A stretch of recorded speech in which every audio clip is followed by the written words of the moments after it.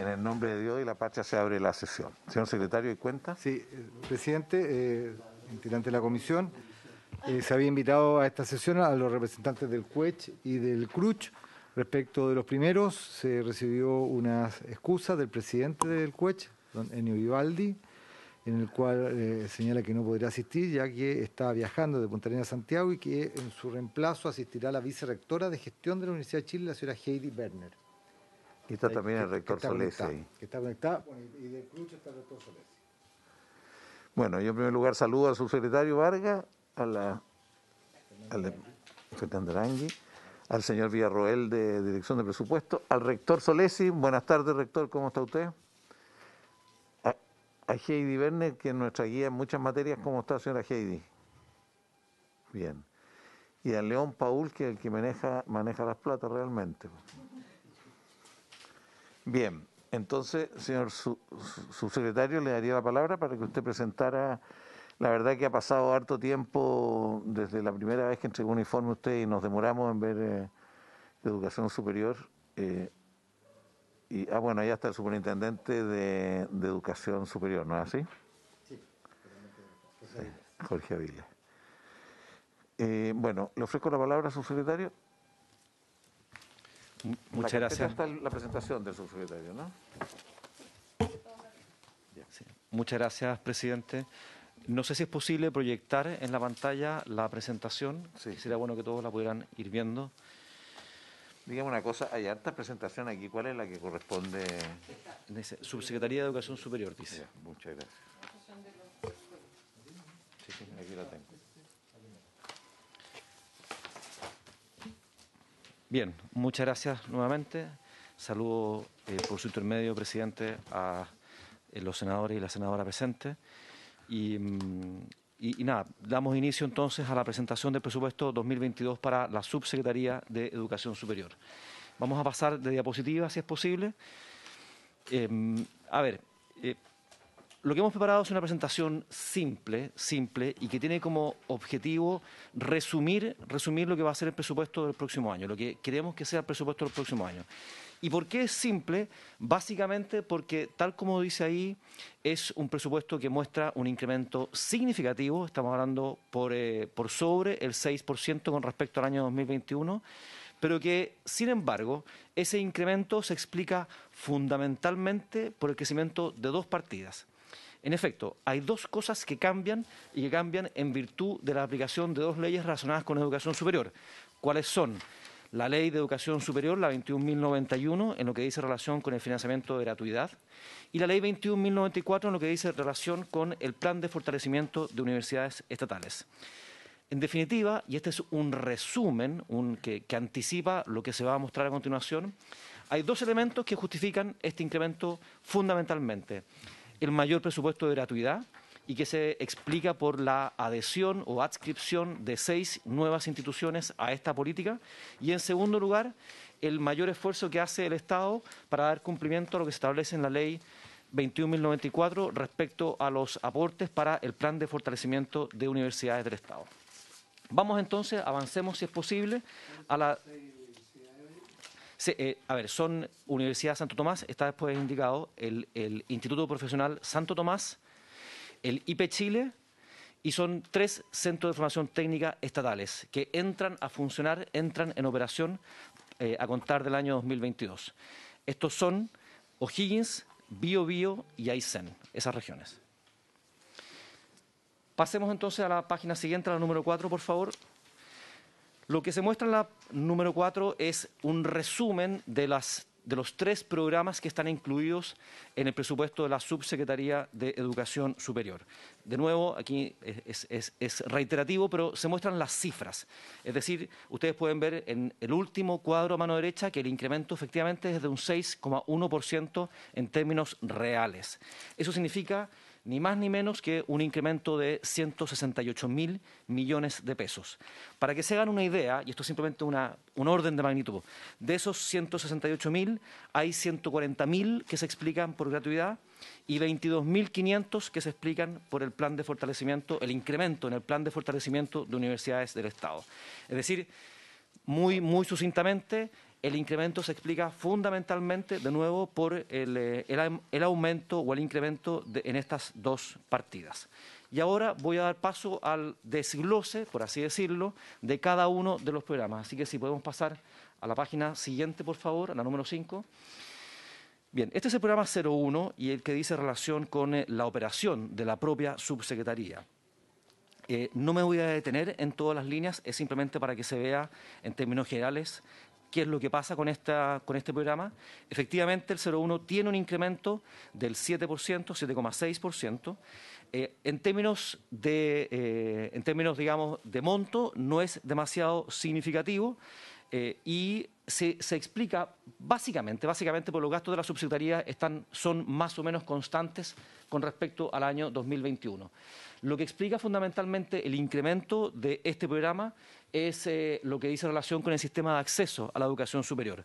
Hay 2.300 millones y fracción que se incrementan porque se contempla, tal como fue anunciado en su oportunidad, se contempla para el próximo año una nueva prueba.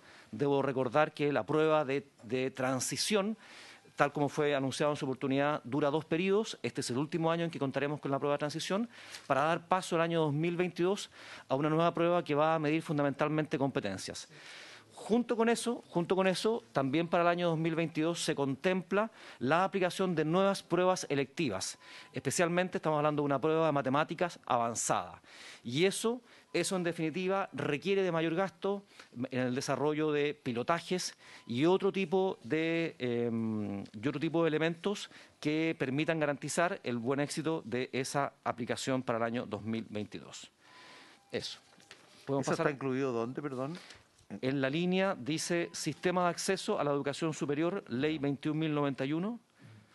Ahí se ve un incremento de 2.358 millones de pesos, un 23%. ¿Nos podría recordar cómo es el sistema de acceso? Sí, por supuesto, presidente.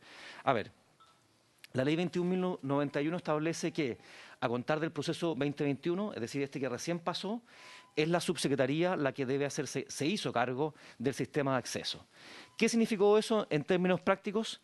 El desarrollo, en primer lugar, de una plataforma electrónica a través de la cual los estudiantes pudieron acceder a las universidades adscritas al sistema, pero también por primera vez a las instituciones técnico-profesionales que adscribieron al sistema de acceso. Es decir, una de las novedades de este sistema de acceso es que por vez primera las instituciones, los IP y CFT, tienen un lugar en el cual pueden dar a conocer a los estudiantes, a los postulantes, su oferta académica. Y eso se hizo este año 2021.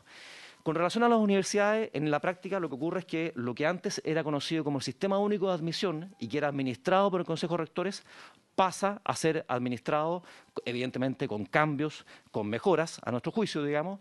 De hecho, en la eliminación, el cambio de la PSU pasa por esta nueva administración que recae en la subsecretaría y en un comité técnico que la ley define cómo integrar. Y eso, en definitiva, da origen o es lo que explica el sistema, digamos, de acceso a las universidades adscritas. Aquí simplemente para resumir o para entender, hoy día contamos en el sistema de acceso con 45 universidades que han adscrito. Había 41 el último año del Sistema Único de Admisión, es decir, tenemos 4 universidades más que han adscrito. Y en el caso de las instituciones técnico-profesionales contamos con 48 CFT e IP que están en el sistema de acceso. La ley también establece que la labor de la subsecretaría es secundada, digamos, o ciertas decisiones que tienen que ver con el sistema de acceso, como por ejemplo el cambio de la PSU, son tomadas por un comité. Ese comité está integrado, es presidido por el subsecretario e integrado, en el caso de las universidades, por 7 rectores, 5 del CRUCH y 2 de universidades privadas. Ese es el resumen y en ese trabajo conjunto, presidente, que hemos realizado, se han ido avanzando una serie de cambios y que han implicado mejoras para el sistema en términos de hacer más justo este proceso, en particular el de acceso a las universidades. Por eso se cambió la prueba, por eso se cambian estas reglas, se permitió este año que el 10% mejor de cada generación del colegio, independientemente del puntaje que obtuviera, podía postular a las universidades adscritas. También se acordó dar la opción a que se rebajara la ponderación de la prueba y también se incrementó el porcentaje de admisión especial. Son detalles, presidente, en los que gustoso me extiendo, si usted así lo quiere, pero que en definitiva apuntan a la construcción de un sistema más justo y que evidentemente tiene que estar en permanente cambio. Pensar que un sistema de acceso es estático es iluso si uno lo compara con lo que ocurre en otras partes, en que hay una permanente monitoreo y evaluación y sobre esa base cambios. Es lo que hemos querido, de alguna manera, impulsar a través de nuestro trabajo con el comité y, por supuesto, también a través de nuestro trabajo con el DEMRE, en el caso del acceso a las universidades y lo que refleja este presupuesto. ¿Alguna consulta sobre el programa? Gracias. Sí, no sé si es aquí, presidente, no soy tan experta como usted, pero respecto a la gratuidad, uno de los requisitos para mantener la gratuidad es, ¿no es cierto?, o no reprobar ramos, o más que no reprobar ramos, es sacar la carrera dentro de lo que son los años normales. ¿Cómo se va a enfrentar eso respecto a aquellos que le haya afectado este tema de la pandemia? Porque yo entiendo que son una fuerza mayor, ¿no es cierto?, no pudieron ir a clase, mucha gente a lo mejor no tenía cómo conectarse y probablemente producto de la pandemia, aquellos que estaban con gratuidad, pueden atrasarse un año. ¿Eso se ha visto? ¿Se considera fuerza mayor, caso fortuito o definitivamente pierden la gratuidad? Por su medio, presidente, a ver, hay dos casos fundamentalmente que hemos visto. No, está en el 03, de hecho, presidente. No sé. No, pero está bien, que lo explique. Sí. Hay dos casos fundamentalmente que hemos visto a raíz de la pandemia. Puede darse el caso de alumnos que han decidido suspender sus estudios. Y en el caso de que se produzca la suspensión, se suspende también el beneficio, se suspende y se reanuda en cuanto el estudiante reanuda a su vez su estudio. O sea, desde ese punto de vista no hay un efecto. Y de hecho es natural, hace todo sentido el mundo, que el estudiante quiera congelar, por la razón que sea, válida por cierto, evidentemente no se vea perjudicado por el hecho de que la pandemia le hace tomar la decisión de que prefiere ir a clases presenciales. Eso en primer lugar. Y en segundo lugar, también lo que hemos observado, y quizás es, no sé si es contraintuitivo, pero en definitiva lo que se ha observado en general es que las tasas de aprobación son mejores. Las tasas de aprobación, por ejemplo, son mejores. ¿Por qué? Hay una serie de razones que podrían explicar esto, pero en definitiva no pareciera haber un efecto negativo desde el punto de vista del avance académico de los estudiantes. Y ahí podemos discurrir cuáles podrían ser las explicaciones. Algunos dan cuenta de que, y yo creo que cualquier persona que tenga conocidos en el mundo de la educación superior puede darse cuenta de que las notas en general han subido. Eso puede deberse también, de nuevo, a varias razones. Primero, que hay una mayor comprensión o condescendencia. Ha habido cambios en los reglamentos de algunas universidades, nos consta, por ejemplo, el típico caso es que al alumno se le deja votar un ramo hasta antes del examen final. Lo que antes era mucho más exigente, sabes, tú puedes votar ramos, puedes dejarlos, pero justo antes de la primera evaluación. Ha habido una comprensión de que en estas circunstancias extraordinarias debe dar una mayor flexibilidad. Esas han sido razones que explican una mayor tasa de aprobación y, por lo tanto, no ha habido un retraso en ningún caso por parte de los estudiantes. Y eso, en definitiva, no les estaría afectando en su avance académico. Ahora bien, si llegado el caso un alumno y se excede la duración nominal, bueno, ahí lo que la ley establece, y esto independientemente de la pandemia, es que por ese primer año de sobreduración de la carrera, la universidad o la institución en cuestión le cobra a ese estudiante como máximo un 50% del arancel regulado, Y eso, en definitiva, el alumno tiene cómo pagarlo, porque lo que nosotros siempre decimos es que debe postular a beneficios estudiantiles porque existen vías a través de las cuales puede financiar ese 50%, típicamente a través del crédito del Fondo Solidario o el crédito con garantía estatal. Pero eso es, en definitiva, con respecto a la postura, digamos, o lo que ha sido el efecto de la pandemia, al menos lo que nosotros hemos podido observar es esto, digamos. No hay todavía un efecto. Y una última cosa, si me permite, presidente, es que efectivamente, o sea, no hay lugar a dudas de que ha habido un efecto en los aprendizajes. O sea, los alumnos al mismo nivel de avance académico, evidentemente no tienen el mismo nivel de aprendizaje. Y ahí lo que están haciendo las instituciones de educación superior es responsabilizarse, como corresponde, de que esos alumnos efectivamente tengan desarrolladas las competencias que supuestamente esa universidad garantiza que ese alumno tiene una vez que termine la carrera en cuestión. Entonces, ¿cómo lo hace?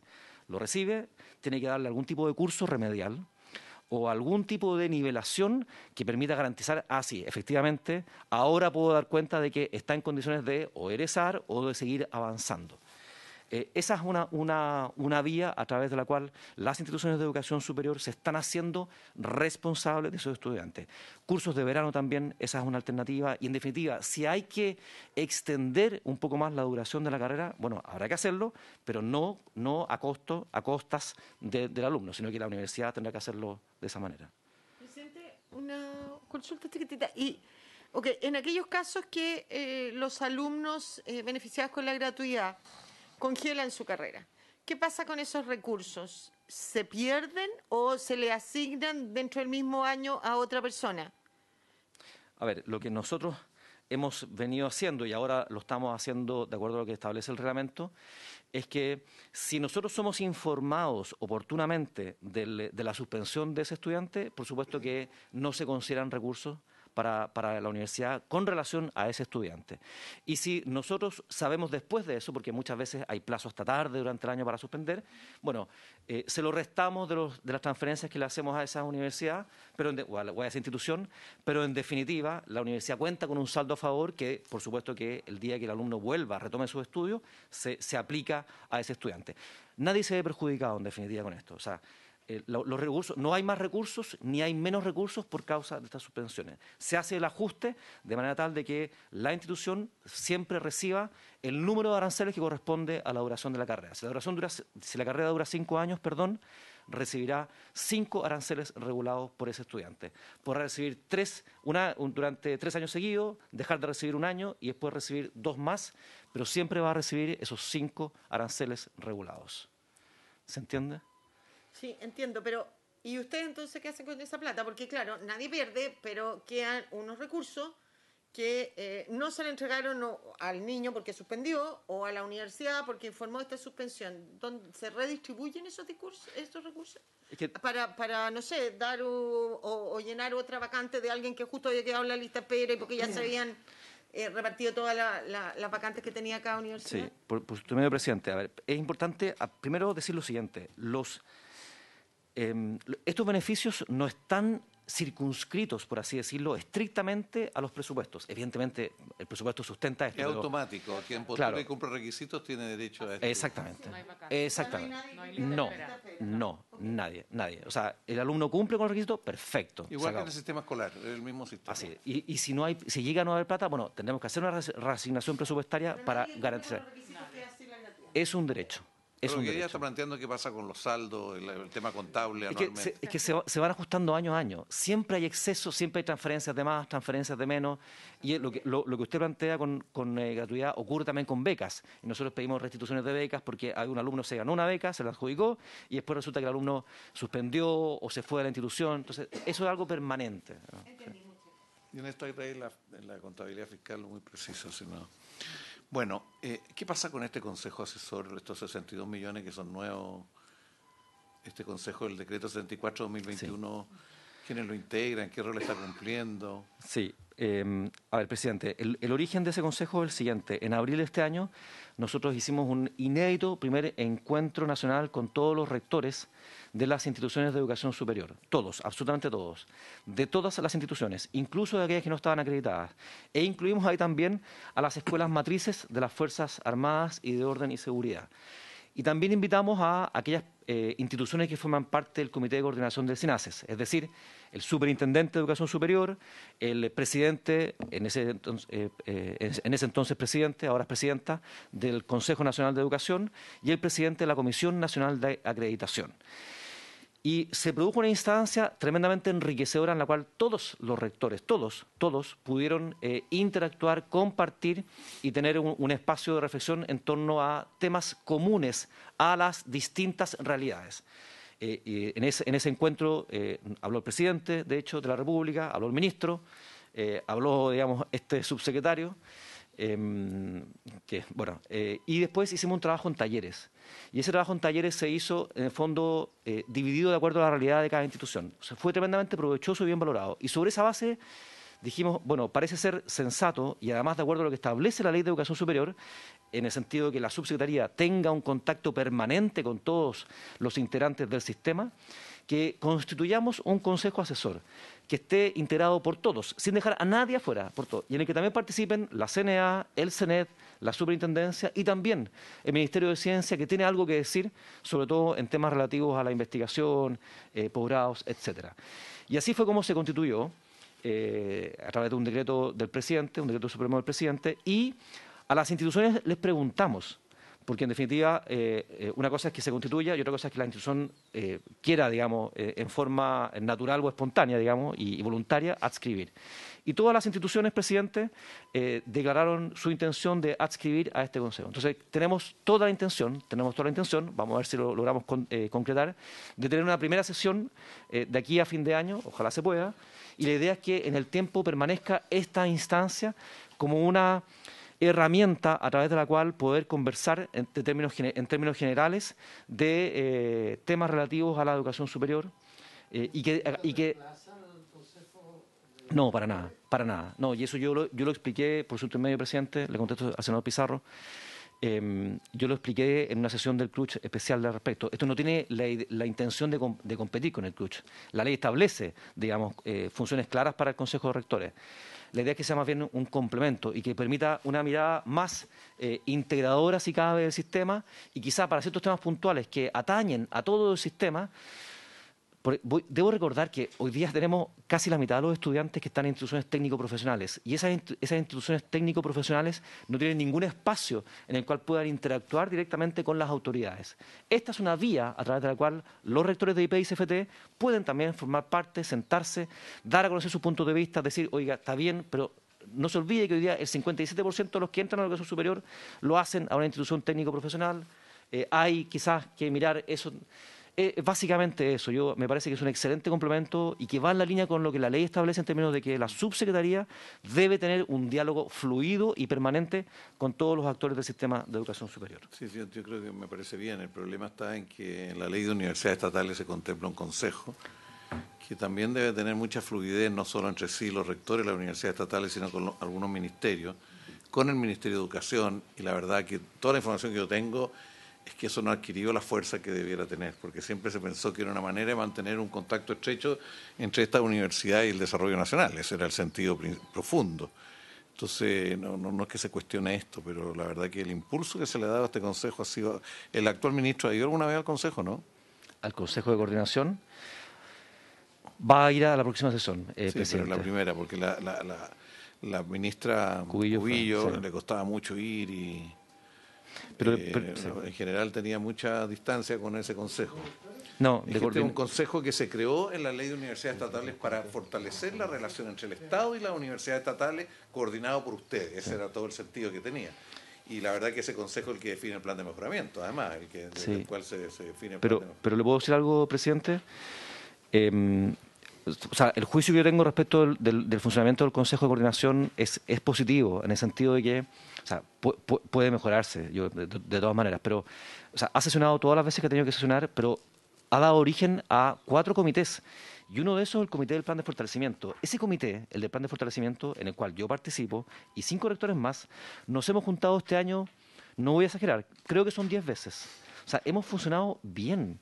Y de hecho, bueno, más adelante lo pensaba decir, pero la cantidad de proyectos del plan de fortalecimiento que hemos aprobado, el ajuste que estamos haciendo a los planes de fortalecimiento a 10 años, de verdad creo que da cuenta de una muy buena sintonía entre el Ejecutivo, entre la Subsecretaría y las universidades. La manera en que hemos establecido distintos grupos de universidades para efectos de poder asignarles más recursos a aquellas que más lo necesitan, ha sido, me parece que, y bien valorada por todos. Y hay nuevos comités que ya están funcionando, están empezando a funcionar, deben llevar unas 3 sesiones. Hay un comité de educación pública, hay otro vinculado a salud, hay otro de regiones extremas. Y creo que, o sea, yo no participo en esos comités, presidente, pero han funcionado de buena manera. ¿Se puede impulsar más? Puede ser, pero sinceramente yo creo que en general el sabor de boca con el cual nos quedamos todos en el Consejo de Coordinación sin perjuicio de eventuales mejoras, en general creo que es tremendamente positivo, presidente. Y para el próximo Consejo, el ministro ya comprometió su asistencia. Bien. Perdón. Para los que no saben, el plan de fortalecimiento surgió en esta misma comisión hace algún tiempo y surgieron los recursos en un convenio BID, incluso participamos, en Banco Mundial también participó en su momento, y desde esta misma comisión se habló con el BID y Banco Mundial y se consiguió generar las condiciones para que esto fuera realidad, como continuidad de otro proyecto que había de antes. Y la verdad que se ha demorado mucho en agarrar vuelo, aunque yo lo que sé es que efectivamente ahora ese convenio está... Ese plan, está agarrando más fuerza, que sería bueno que nos informara un poco más usted y también los rectores y la vicerrectora de la Universidad de Chile, el rector de la USACH, a ver cómo lo ven desde la rectoría. Bien, siga adelante nomás. Perfecto. Gracias, presidente. Ahora le voy a, espero extenderme un poco más en el plan de fortalecimiento. Si se puede pasar a la siguiente diapositiva, pasemos al programa 02. Gracias.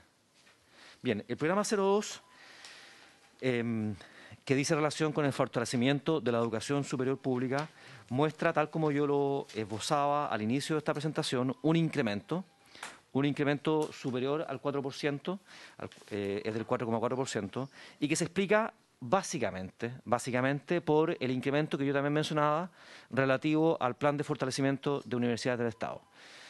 Como ustedes bien recordarán, la ley 21.094 contempla que ese plan de fortalecimiento, que se hace junto con o a partir de un préstamo del Banco Mundial, considera recursos para las universidades del Estado en un plazo de 10 años por 300.000 millones de pesos.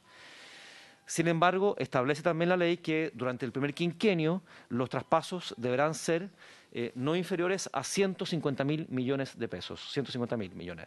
El próximo año, 2022, se cumple, es el quinto año de ese quinquenio y, por lo tanto, para completar los 150.000 millones de pesos es que se dispone de un incremento sustantivo de los aportes que totalizan finalmente recursos por montos cercanos a los, no tengo aquí la suma exacta, pero creo que, si mal no recuerdo, 61.000 millones de pesos, si no me corrige Gabriel.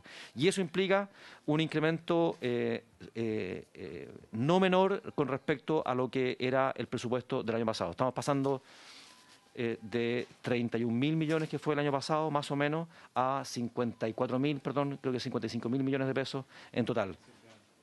Y eso implica un incremento del 60% aproximadamente. Eso es lo principal, lo medular con relación al programa 02. Hay un incremento en definitiva que está explicado por el incremento, insisto, del plan de fortalecimiento, del cual tengo más detalle más adelante, presidente. Me gustaría mencionar la cantidad de proyectos que han sido aprobados y los recursos que se han entregado el año pasado, tanto como este. Me parece importante mencionar también la manera en que se han distribuido los recursos, es decir, cómo se han hecho grupos de universidades, porque da cuenta también del interés de ese comité, el comité del plan de fortalecimiento, por hacer un mayor hincapié en aquellas universidades que más lo requieren. Esta comisión, como fue el origen acá, sería muy importante conocer los proyectos, conocer un informe sobre el estado de los proyectos. Yo sabía que hay cosas bien novedosas e interesantes interuniversidades y además de algunas por sí mismas. Sí. Perfecto. Comprometo, presidente, el envío de un informe con ese detalle. Déjeme simplemente mencionar, dado que usted me pregunta, nosotros, y digo nosotros porque yo formo parte de ese comité, digamos, establecimos cuatro grupos. El primer grupo de universidades son aquellas que tienen acreditación básica, es decir, 3 años, y las nuevas. Acreditación básica tenemos actualmente a la UNCE y tenemos, bueno, las universidades nuevas, la O'Higgins y la Aysén. El segundo grupo es aquel que está acreditado que tiene acreditación avanzada de 4 años. El tercer grupo es aquel que tiene acreditación avanzada de 5 años y el cuarto grupo es el grupo de excelencia que tiene acreditación institucional de 6 o 7 años. Y los recursos se han establecido para cada uno de estos grupos en forma decreciente, es decir, más para aquellas universidades con menor acreditación o que son más nuevas y menos, marginalmente menos, pero menos, para aquellos que tienen una menor acreditación. Y sobre esa base se establecen los proyectos que han sido presentados, mejorados y aprobados por el comité. El año 2021 un total de 34 proyectos institucionales han sido presentados, presidente, y de los cuales hay 18 estratégicos y 16 que son puntuales. Cuando digo estratégicos, duran 2 años, 2 periodos. ¿Sí? Hay traspasos, recursos considerados para esos proyectos desde el presupuesto de este año y también del próximo. Así se contempló en la ley de presupuesto de este año. Y 16 proyectos que son focalizados. Y también hay 6 proyectos en red, también como lo establece el propio convenio con el Banco Mundial. ¿Incluye aumento de cobertura, aumento de matrícula, alguno de estos proyectos? Porque Mire, es uno de los criterios que también está en el convenio, ¿no? Sí, es interesante, presidente. A ver, hace 10 días atrás... Para los que no se recuerdan, en ese momento había 15,8% de la matrícula en universidades estatales. Entonces el problema es cómo recuperar matrícula. Así es. Mire, presidente, hace 2 semanas atrás, más o menos, 10 días, se hizo una jornada de trabajo con las universidades estatales que busca ajustar el plan de fortalecimiento. Este plan de fortalecimiento se presentó hace ya un par de años atrás y por supuesto que con el paso del tiempo, pandemia entre medio además, se requiere ajustar. Y uno de los puntos que yo planteé es que me parecía importante que en esos planes de fortalecimiento, en esos planes, digamos, estratégicos a 10 años para las universidades, se contemplara como uno de los elementos la necesidad de que no solamente midamos indicadores que pueden ser muy bien, digamos, loables, necesarios, sino también el peso que va a tener la educación de pregrado de estas universidades dentro del contexto total del sistema de educación superior. Es decir, es una inquietud que yo personalmente tengo y que transmití a los rectores en el sentido de que no me parece factible que se apruebe un plan de fortalecimiento que no contemple al menos un límite, digamos, o un número, una cantidad de estudiantes en educación superior que pertenezca a estas universidades. No tengo una respuesta exacta porque finalmente depende de lo que cada una universidad defina, pero en definitiva, presidente, mi inquietud personal y también del Ministerio es que estos recursos también, entre otras materias, permitan fortalecer a estas universidades en términos de poder atraer o acoger a una mayor cantidad de estudiantes. Eso es muy importante que también el rector Solés y la vicerrectora Berner nos informen posteriormente. Oiga, aquí hay una disminución fuerte en aporte para el desarrollo de actividad de interés nacional. ¿Cómo se explica eso? Y también una disminución fuerte del Fondo de Desarrollo Institucional. Era bien bajo, esto se fue bajando en el tiempo. Quisiéramos ver por qué ahora se le descuenta 531 millones adicionales. A ver, respondo la segunda parte, que es más fácil, presidente. No, la respuesta es muy sencilla. Ese fondo, en la práctica, desde hace varios años, tiene como único objetivo el destinar recursos para aquellas universidades que se conviertan en tutoras de universidades en cierre. Ahí está la USACH, en primer lugar, y está la UTEM. Ambas tutoras de los procesos de cierre de las universidades iberoamericanas y del Pacífico, respectivamente. Entonces, lo que se ha hecho ahí es que esos son recursos que se traspasan por la vía de un convenio, pero que en función de las proyecciones que se establecen en términos de gastos, se definió que para el próximo año no es necesario eventualmente incrementar los recursos, sino que por el contrario, eventualmente habrá que bajarlos.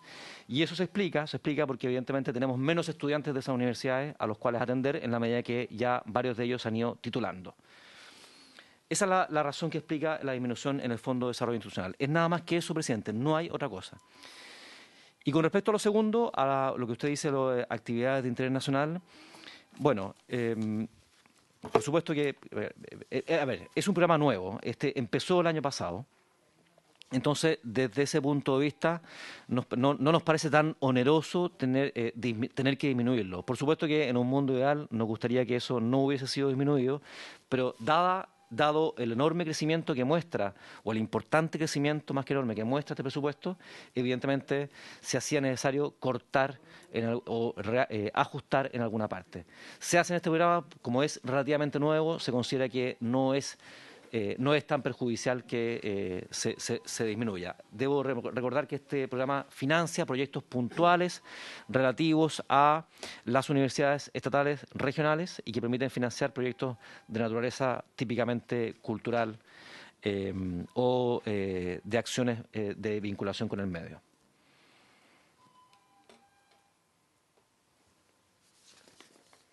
Bien, ese es el programa. ¿Algo más sobre el programa 02? ¿Alguna otra consulta? Sí, si podemos cambiar de diapositiva, gracias, presidente. Aquí nos interesa mucho la opinión del doctor Solés y de la vicerectora, porque la verdad que nosotros no tenemos todo el desarrollo y hay pruebas. Camilo, esto de actividad internacional me parece que no es lo más razonable, porque esto ustedes mismos lo impulsaron. Se impulsó en este gobierno y la verdad que de la noche a la mañana reducirlo algo que ya había generado una participación. Sí. Esto era en equilibrio con los recursos que recibía la Universidad de Chile. Entiendo que esa fue la motivación original. Así es, presidente, tal cual. No puede ser que se haya reducido de esa manera en el segundo año. Este es el tercero, o sea, el 22 es el tercero. Sí. No hay otra consulta sobre el 02, entonces iríamos a 03, que este es el más importante de los programas.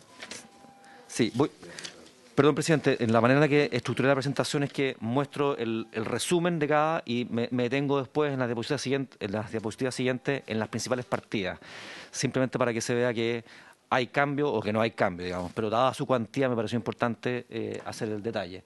De hecho, en esta diapositiva lo que se muestra es que el aporte fiscal directo, que es por lejos la partida más cuantiosa en relación con subsidios o transferencias directas a las instituciones, se mantiene constante en términos reales, digamos. Y eso me parece importante señalarlo porque, bueno, en el contexto presupuestario actual, hacer ese esfuerzo evidentemente es significativo y, en definitiva, permite mantener el apoyo a las universidades. Recuerdo que este aporte fiscal está en el programa 02 y en el 03 porque está dirigido a las universidades del Consejo de Rectores que se encuentran, son tanto estatales como las conocidas como universidades del G9. Si vamos a pasar a la siguiente diapositiva. Bien, aquí también se muestra, presidente, con mayor exactitud de lo que yo decía antes, el cambio en el plan de fortalecimiento. Pasamos de 32.000 millones este año a 55.000 millones y fracción. Y eso implica un incremento de 22.000 millones que tal como comenté recientemente, están en el contexto de la aplicación de la ley 21.094. Me parece significativo simplemente enfatizar que ha habido un trabajo tremendamente colaborativo con las universidades, ha habido un esfuerzo que debo reconocer por parte de los 5 rectores que participan en ese comité. En ese comité del plan de fortalecimiento también está presente DIPRES, también está presente la ANID, presidente, y también, bueno, el CUECH, digamos, ha tenido una participación permanente en ese comité, presidente. Yo espero sinceramente, que este plan de fortalecimiento dé frutos en términos de la consolidación de una red de universidades estatales, de un sistema de universidades estatales propiamente tal, y también que permita fortalecer a todas las instituciones, pero en particular, presidente, aquellas que más lo necesitan. Es evidente que no hay el nivel de desarrollo en las universidades estatales, no es el mismo, por razones históricas, por razones, digamos, de ser algunas de reciente creación, pero en definitiva los avances que estamos viendo me parecen bastante promisorios y creo que vamos bien encaminados en términos de que este esfuerzo que hace el Estado, en términos de apoyar a sus instituciones con esta cantidad de recursos, tenga sus efectos positivos.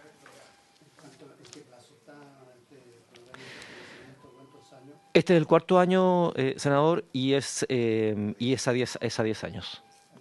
Sí, así es. ¿Con los mismos montos o variando? Varían año a año, pero la ley establece que deben ser 150.000 en el primer quinquenio y, por lo tanto, dado que son 300.000 en total, el segundo quinquenio también van a ser 150.000. Eso. Bien, si podemos avanzar a la siguiente. También me pareció importante mencionar, presidente, que con respecto al otro aporte basal a las universidades estatales, el aporte institucional a universidades del Estado, más conocido como el AIWE, también se mantiene absolutamente constante en términos reales, considerando el contexto presupuestario, pero nos parece importante también darlo a conocer. Y sin más, vamos al programa 03, si podemos pasar a la siguiente diapositiva. Y voy a mostrar también un resumen y después me voy a detener en las principales partidas. Pero ustedes, no sé si pueden apreciar con claridad, los números se ven un poco chicos, pero claramente aquí los mayores incrementos están dados por gratuidad, pueden ver ahí que son 124.000 y 75.000 millones de pesos los que se incrementan tanto para universidades como para el mundo técnico profesional, con una rebaja significativa de 56 millones en las becas. Y esto que no lleva sorpresa, en el fondo, mayor gratuidad lo que implica es que evidentemente esas instituciones ya no ocupan becas típicamente, no sé, como podría ser la beca Bicentenario, beca Juan Gómez Millas o beca No Milenio.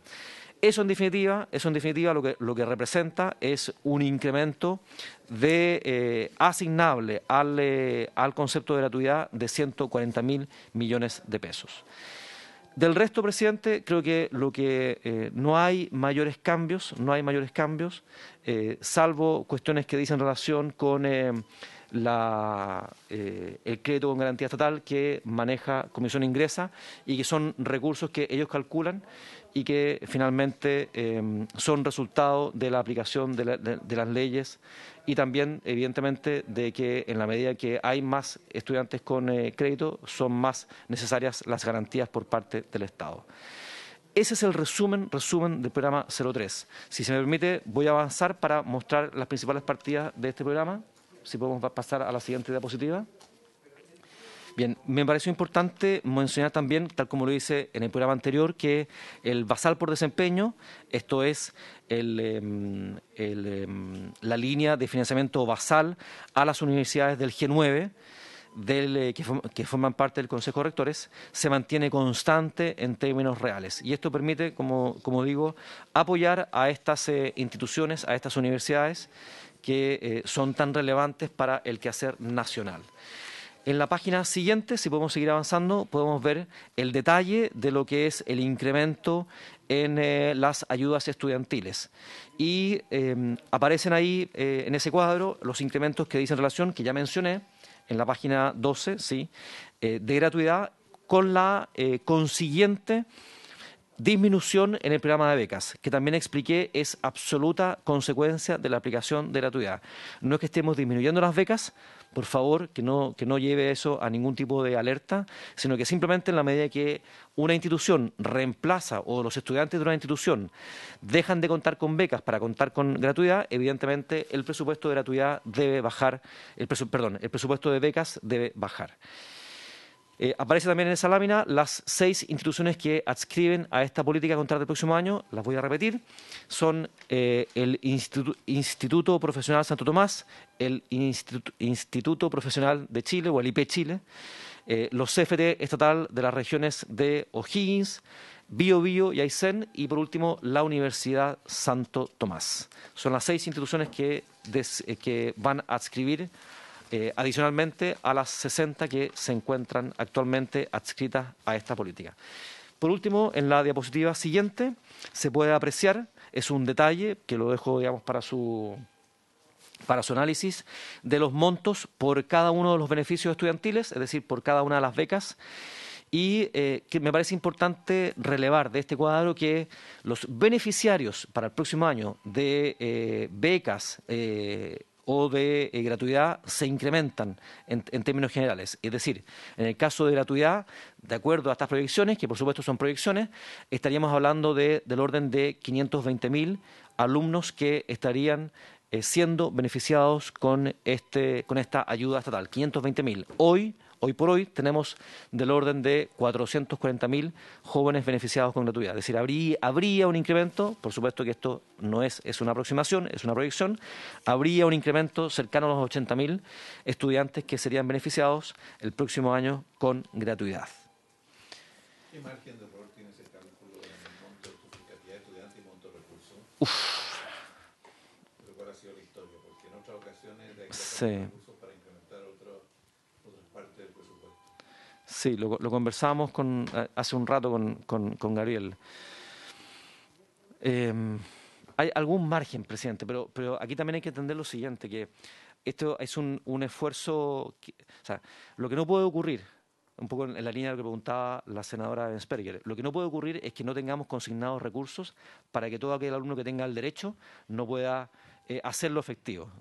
Entonces, no es que sea un presupuesto holgado, digamos, pero en definitiva lo que sí considera es que las instituciones van a poder crecer de manera importante en comparación con lo que crecieron este año. Es decir, y aquí es importante, quizás conviene mencionar que de acuerdo a la nueva regulación de vacantes, que la ley 21.091 establece que a contar del próximo año debe hacerse a través de una resolución que emite la subsecretaría, cuestión que ya hicimos, ya no corre el 2,7%, lo que corre es esta regulación de vacantes, se les dio a las instituciones adscritas a gratuidad una posibilidad cierta de crecer de manera significativa. Y eso eventualmente debe ser tenido en consideración. ¿Este fue un decreto de ustedes, el 2,7? ¿Eliminarlo? No, no. La ley contemplaba una transición en la que se aplica el 2,7 y a contar del próximo año establece que debe hacerse esa regulación a través de esta resolución exenta que ya fue dictada. Adscritas a gratuidad, para las instituciones adscritas a la política de gratuidad. Pero si me permite, presidente, se la explico por qué es positiva para las instituciones. El resumen es el siguiente.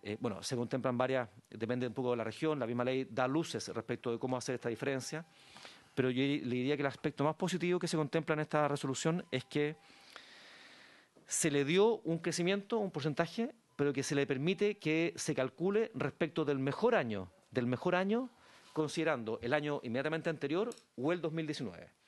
¿Por qué lo hicimos? Porque el 2019 fue el año máximo, el mejor año para la matrícula de educación superior. Fue el año en que estaba todavía todo normal, entre comillas. 2020 ya hay efectos del 18 de octubre, hay efectos incipientes de la pandemia y eso evidentemente alteró muchísimo. Entonces, cuando uno compara un crecimiento del 2%, 3% o lo que sea respecto de un mal año, no sirve de mucho. Y nosotros dejamos en la resolución la posibilidad de que ese porcentaje se aplicara sobre el mejor año. Entonces, eso da una holgura muy importante para el sistema. Y lo que de alguna manera se refleja en este presupuesto, presidente. Pero es así, digamos, hubo un genuino esfuerzo por reconocer que hay instituciones que quedaron muy mermadas en términos de matrícula a raíz de la pandemia y que, por lo tanto, deben tener un espacio para crecer o para recuperar al menos la matrícula que históricamente tuvieron. Eso, presidente. Bien. Continúo, si le parece, estoy terminando. Me queda simplemente una diapositiva y en la que no quería dejar de mencionar lo que estamos haciendo en términos del fortalecimiento de la formación técnico-profesional. En este presupuesto no hay una alteración, no hay un cambio en términos de la principal partida, que es la de transferencias a los centros de formación técnica estatales. Y ahí conviene mencionar que ya este año 2021 hicimos transferencias o estamos haciendo transferencias a todos los centros de formación técnica estatales. Es decir, aun cuando hay 3 CFT que abren sus puertas el próximo año, esos CFT ya están funcionando este año. Al menos en términos de contar, ya hay un rector, ya se está desarrollando la infraestructura, se están desarrollando programas que se van a ofrecer al público y eso el próximo año ya se hace... tiene un corolario que se manifiesta en que van a tener oferta académica. Los recursos se mantienen entendiendo que ya hay algunos CFT, presidente, que tienen un nivel de madurez tal que los hace menos dependientes, no independientes, pero menos dependientes de las transferencias que se hacen desde el nivel central.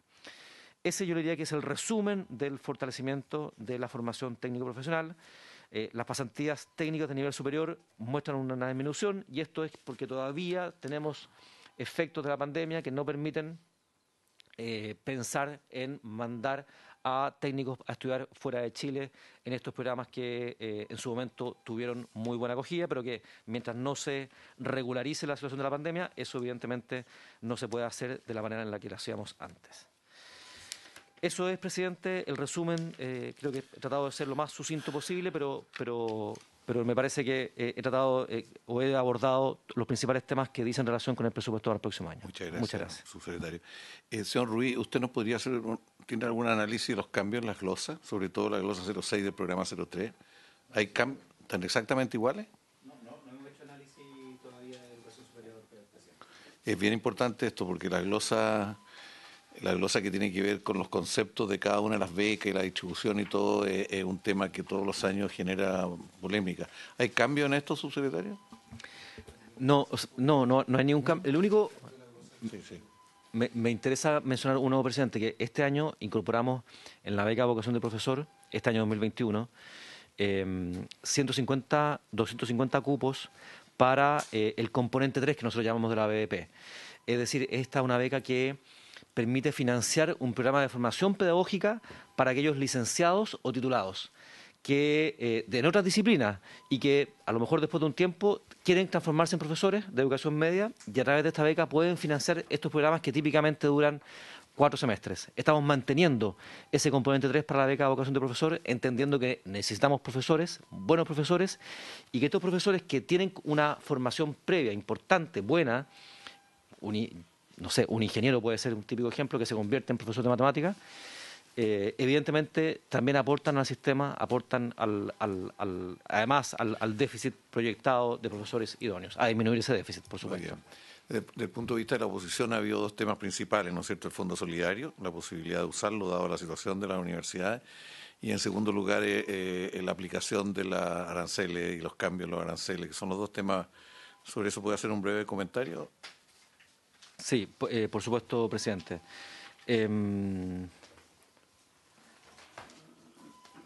A ver, voy a partir por los aranceles regulados, que es el tema más complejo, digamos, de explicar. Pero, a ver, recientemente la Contraloría emitió un dictamen y en ese dictamen lo que establece la Contraloría es que debe hacerse un ajuste al proceso de dictación de aranceles que nosotros realizamos.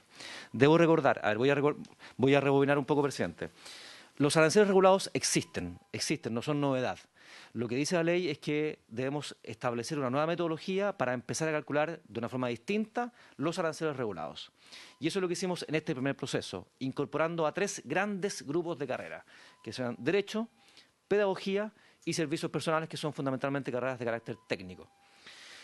Y es lo que hicimos. Lo que la Contraloría dice en su dictamen, de manera muy resumida, es que la manera en la que nosotros agrupamos las carreras no es una manera que sea acorde a lo que la ley determina, o no sigue estrictamente los criterios que la ley establece.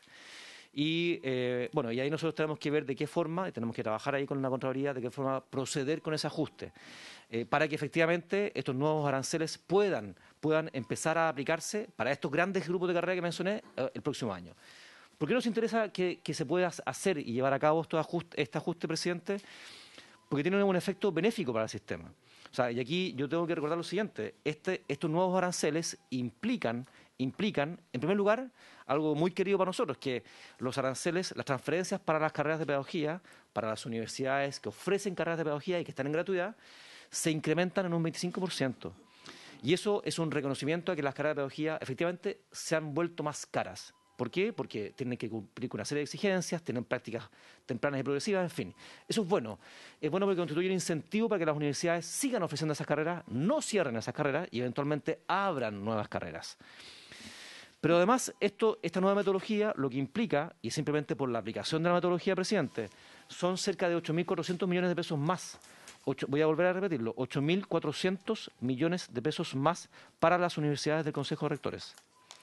Y eso no es que se haya buscado eso, sino que simplemente por efecto de la aplicación de esta metodología, de esta nueva base de cálculo, dada la realidad de estas instituciones que tienen costos más elevados, efectivamente eso se reconoce con aranceles que implican un traspaso de cerca de 8.400 millones de pesos más para estas universidades del Consejo de Rectores.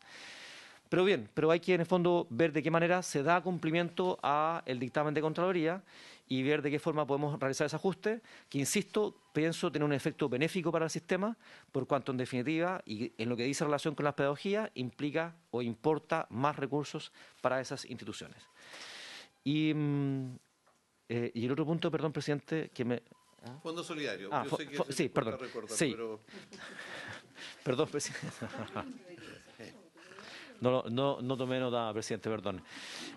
A ver, el Fondo Solidario... Lo que pasa es que lo venimos discutiendo hace no sé cuántos años el mismo tema, entonces... Bien, a ver, el Fondo Solidario, también, rebobino. Este año 2021 se contempló 2 usos del Fondo Solidario. Primero, uno con respecto a los excedentes del año 2020. ¿Y eso para qué? Para hacer frente a lo que significa la aplicación del artículo 108 de la Ley 21.091. Perfecto. ¿Cuánto representó eso en términos de dineros para las universidades? 19.000 millones, casi 20.000 millones de pesos. Pero adicionalmente se contempló de una forma extraordinaria, y por una única vez, la utilización de los excedentes acumulados, no del año 2020, no de un ejercicio, sino que acumulados al año 2019. ¿Qué porcentaje? Un 25%. Lo otro era un 35% del año 2020, esto es un 25% del año 2020. Acumulados al año 2019. Y esto significan 50.000 millones de pesos, básicamente, que ya se emitió la resolución por parte de la subsecretaría que autoriza a los fondos de crédito de las universidades a hacer las transferencias correspondientes a las universidades. 50.000 millones de pesos. ¿Y cuál era el propósito? ¿Cuándo fue eso? Hacer esa REX hace 3 semanas de haber sido, 4 semanas, más o menos. Sí, es que es un proceso que no es menor, presidente. Dada la situación financiera de la universidad, esto era un problema bien. Sí, presidente, pero ahí requeríamos información de las propias universidades. O sea, hemos trabajado desde el inicio de año para darle celeridad, pero requeríamos también información que nos proveyeran las universidades para efectos de que ese cálculo estuviese perfecto. Bueno, pero en definitiva, presidente, esa plata lo que permite es hacer frente a los gastos relacionados a la pandemia de los años 2020 y 2021. Y con eso nosotros consideramos que ya están suficientemente o razonablemente cubiertos los gastos de la pandemia. El próximo año no esperamos tener más gastos asociados a la pandemia. Sinceramente todos esperamos y creemos que estamos encaminados hacia la presencialidad. Y por eso lo que nos parece razonable es lo que hemos presentado, en términos de que se haga uso de los excedentes del año 2021 del Fondo Solidario para los efectos del artículo 108, pero sin necesidad de tener que recurrir a los excedentes acumulados. ¿Y por qué, presidente? ¿Es porque somos egoístas o porque somos...? No, para nada, presidente. Pero ahí, en definitiva, hay una cantidad de recursos no menor que nos parece importante que se puedan preservar como fondos de reserva, como endowments, como usan los norteamericanos, y que, en definitiva, estén para apoyar a las universidades cuando lo requieran eventualmente a futuro. Si empezamos a hacernos de todos esos excedentes acumulados, se va a acabar eso y en definitiva sería una lástima porque lo que esperamos es que puedan servir para apoyar a estas instituciones de cara al futuro. Estos recursos, para quien no sabe, son de las universidades, ¿eh? O sea, son propiedad de ellas. Bien, muchas gracias, subsecretario. Pero diga dónde se originan, diga dónde se originan, presidente.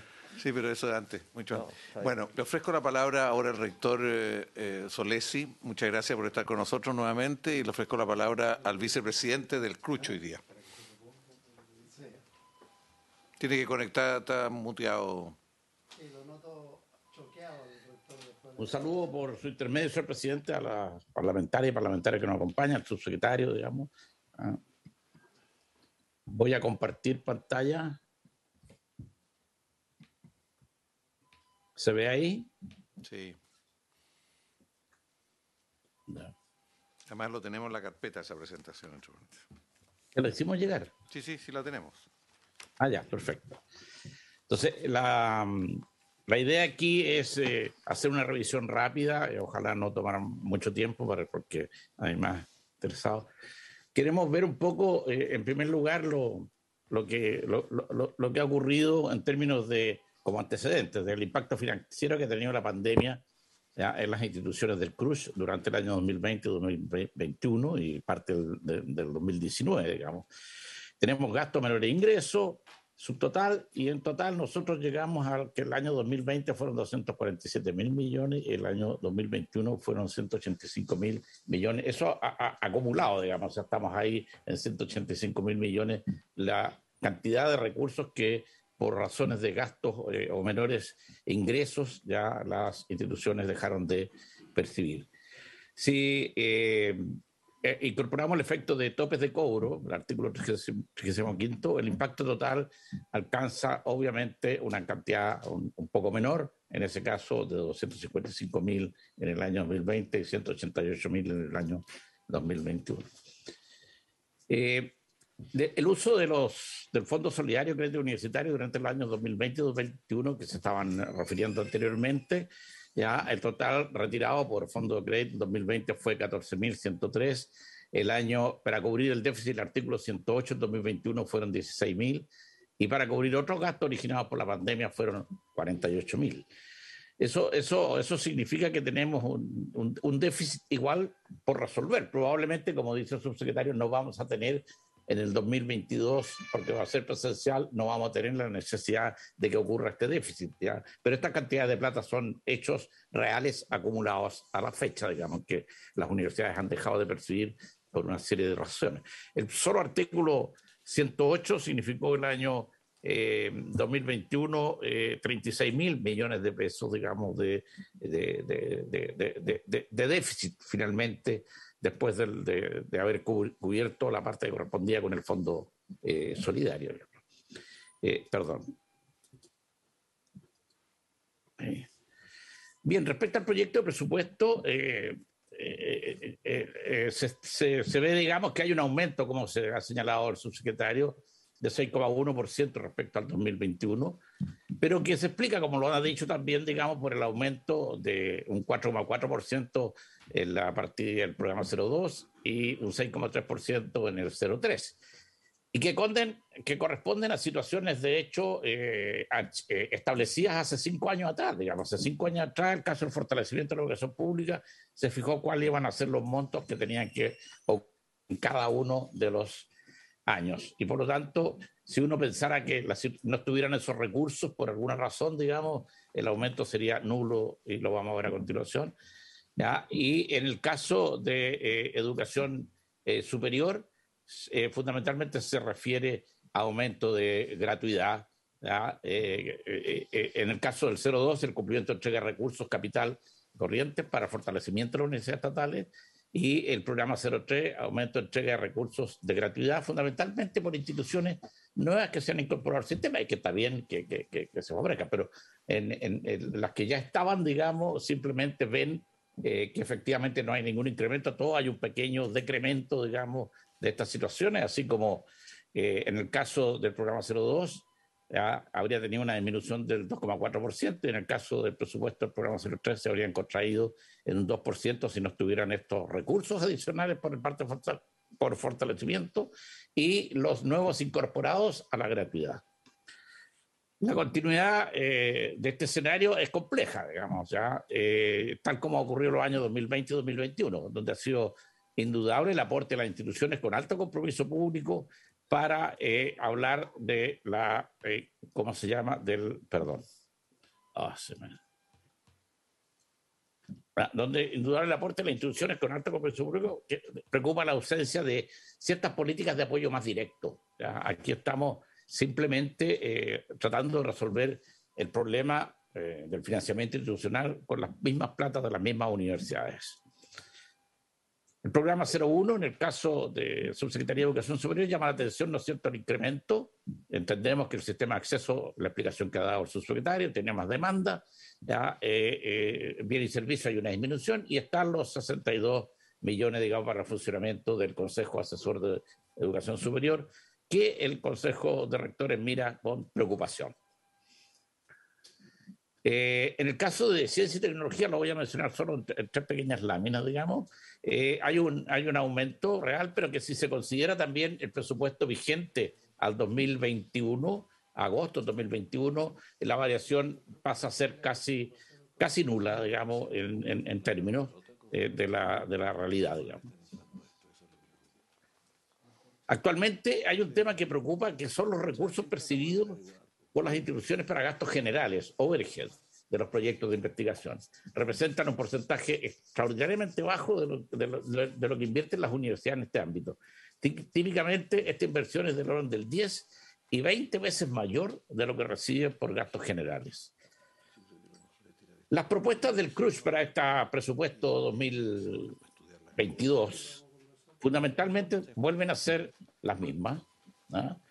Porque tenemos un déficit que corregir, digamos, y no tenemos más elementos a los cuales recurrir. Por lo tanto, permitir el uso efectivo de recursos excedentes de los fondos solidarios de crédito universitario, ¿ya? Atendiendo las necesidades disímiles de cada universidad. No todas las universidades son iguales, no todas tienen excedentes, ¿ya? Y la idea es extender el uso hasta el 50% de los excedentes totales acumulados.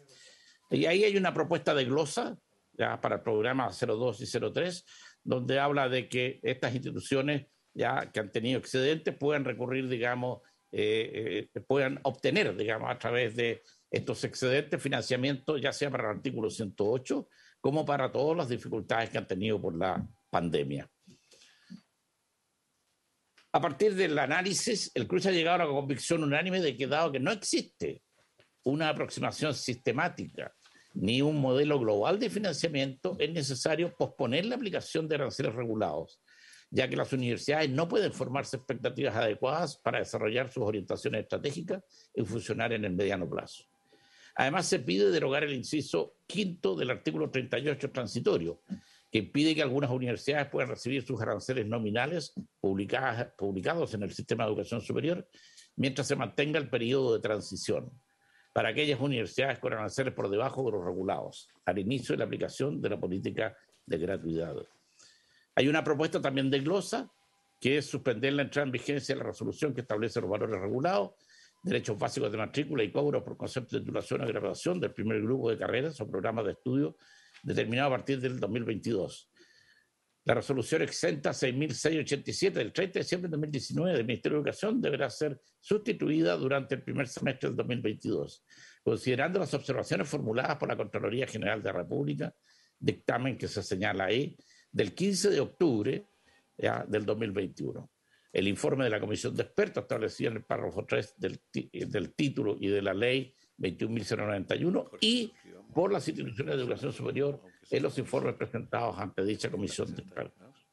Hasta la entrada en vigencia de la resolución a que se refiere el inciso primero, se suspenderá para todo efecto la aplicación de la regla contenida en el inciso quinto, artículo 38 transitorio de la ley 21.091. Esta es la glosa que le interesa, digamos, al Consejo de Rectores que se establezca como mecanismo de hacer un estudio. El Consejo de Rectores ha encargado un estudio y se está trabajando, y hemos hecho también un ofrecimiento a la subsecretaría para trabajar en conjunto este tema y esperamos que se pueda concretar algo de esto en el mediano plazo.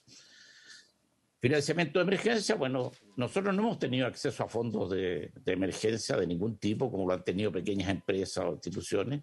Un fondo especial de apoyo como el FOGAPE, por ejemplo, que en algún momento se pensó y no se va. Queremos derogar el artículo 108 de la ley 21.091 sobre pérdida de gratuidad, ya como lo hemos conversado en años anteriores, continúa provocando una grave situación de financiamiento de las instituciones, insostenible en estos momentos. Revisar la aplicación de la normativa de rendición...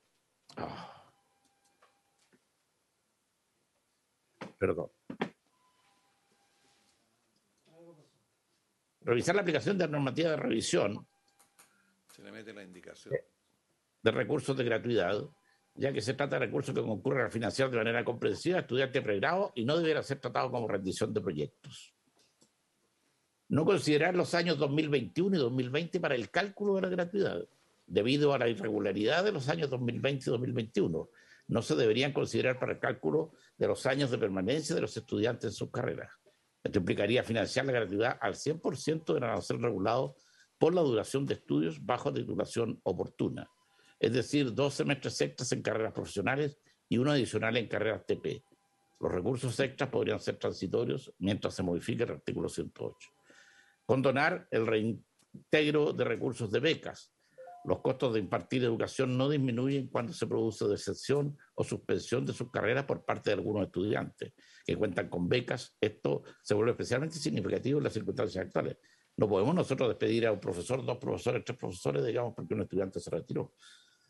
Flexibilización del uso de los recursos asociados a proyectos. Explorar la flexibilización o reformulación de proyectos ya aprobados por Mineduc para adaptarse a los requerimientos actuales.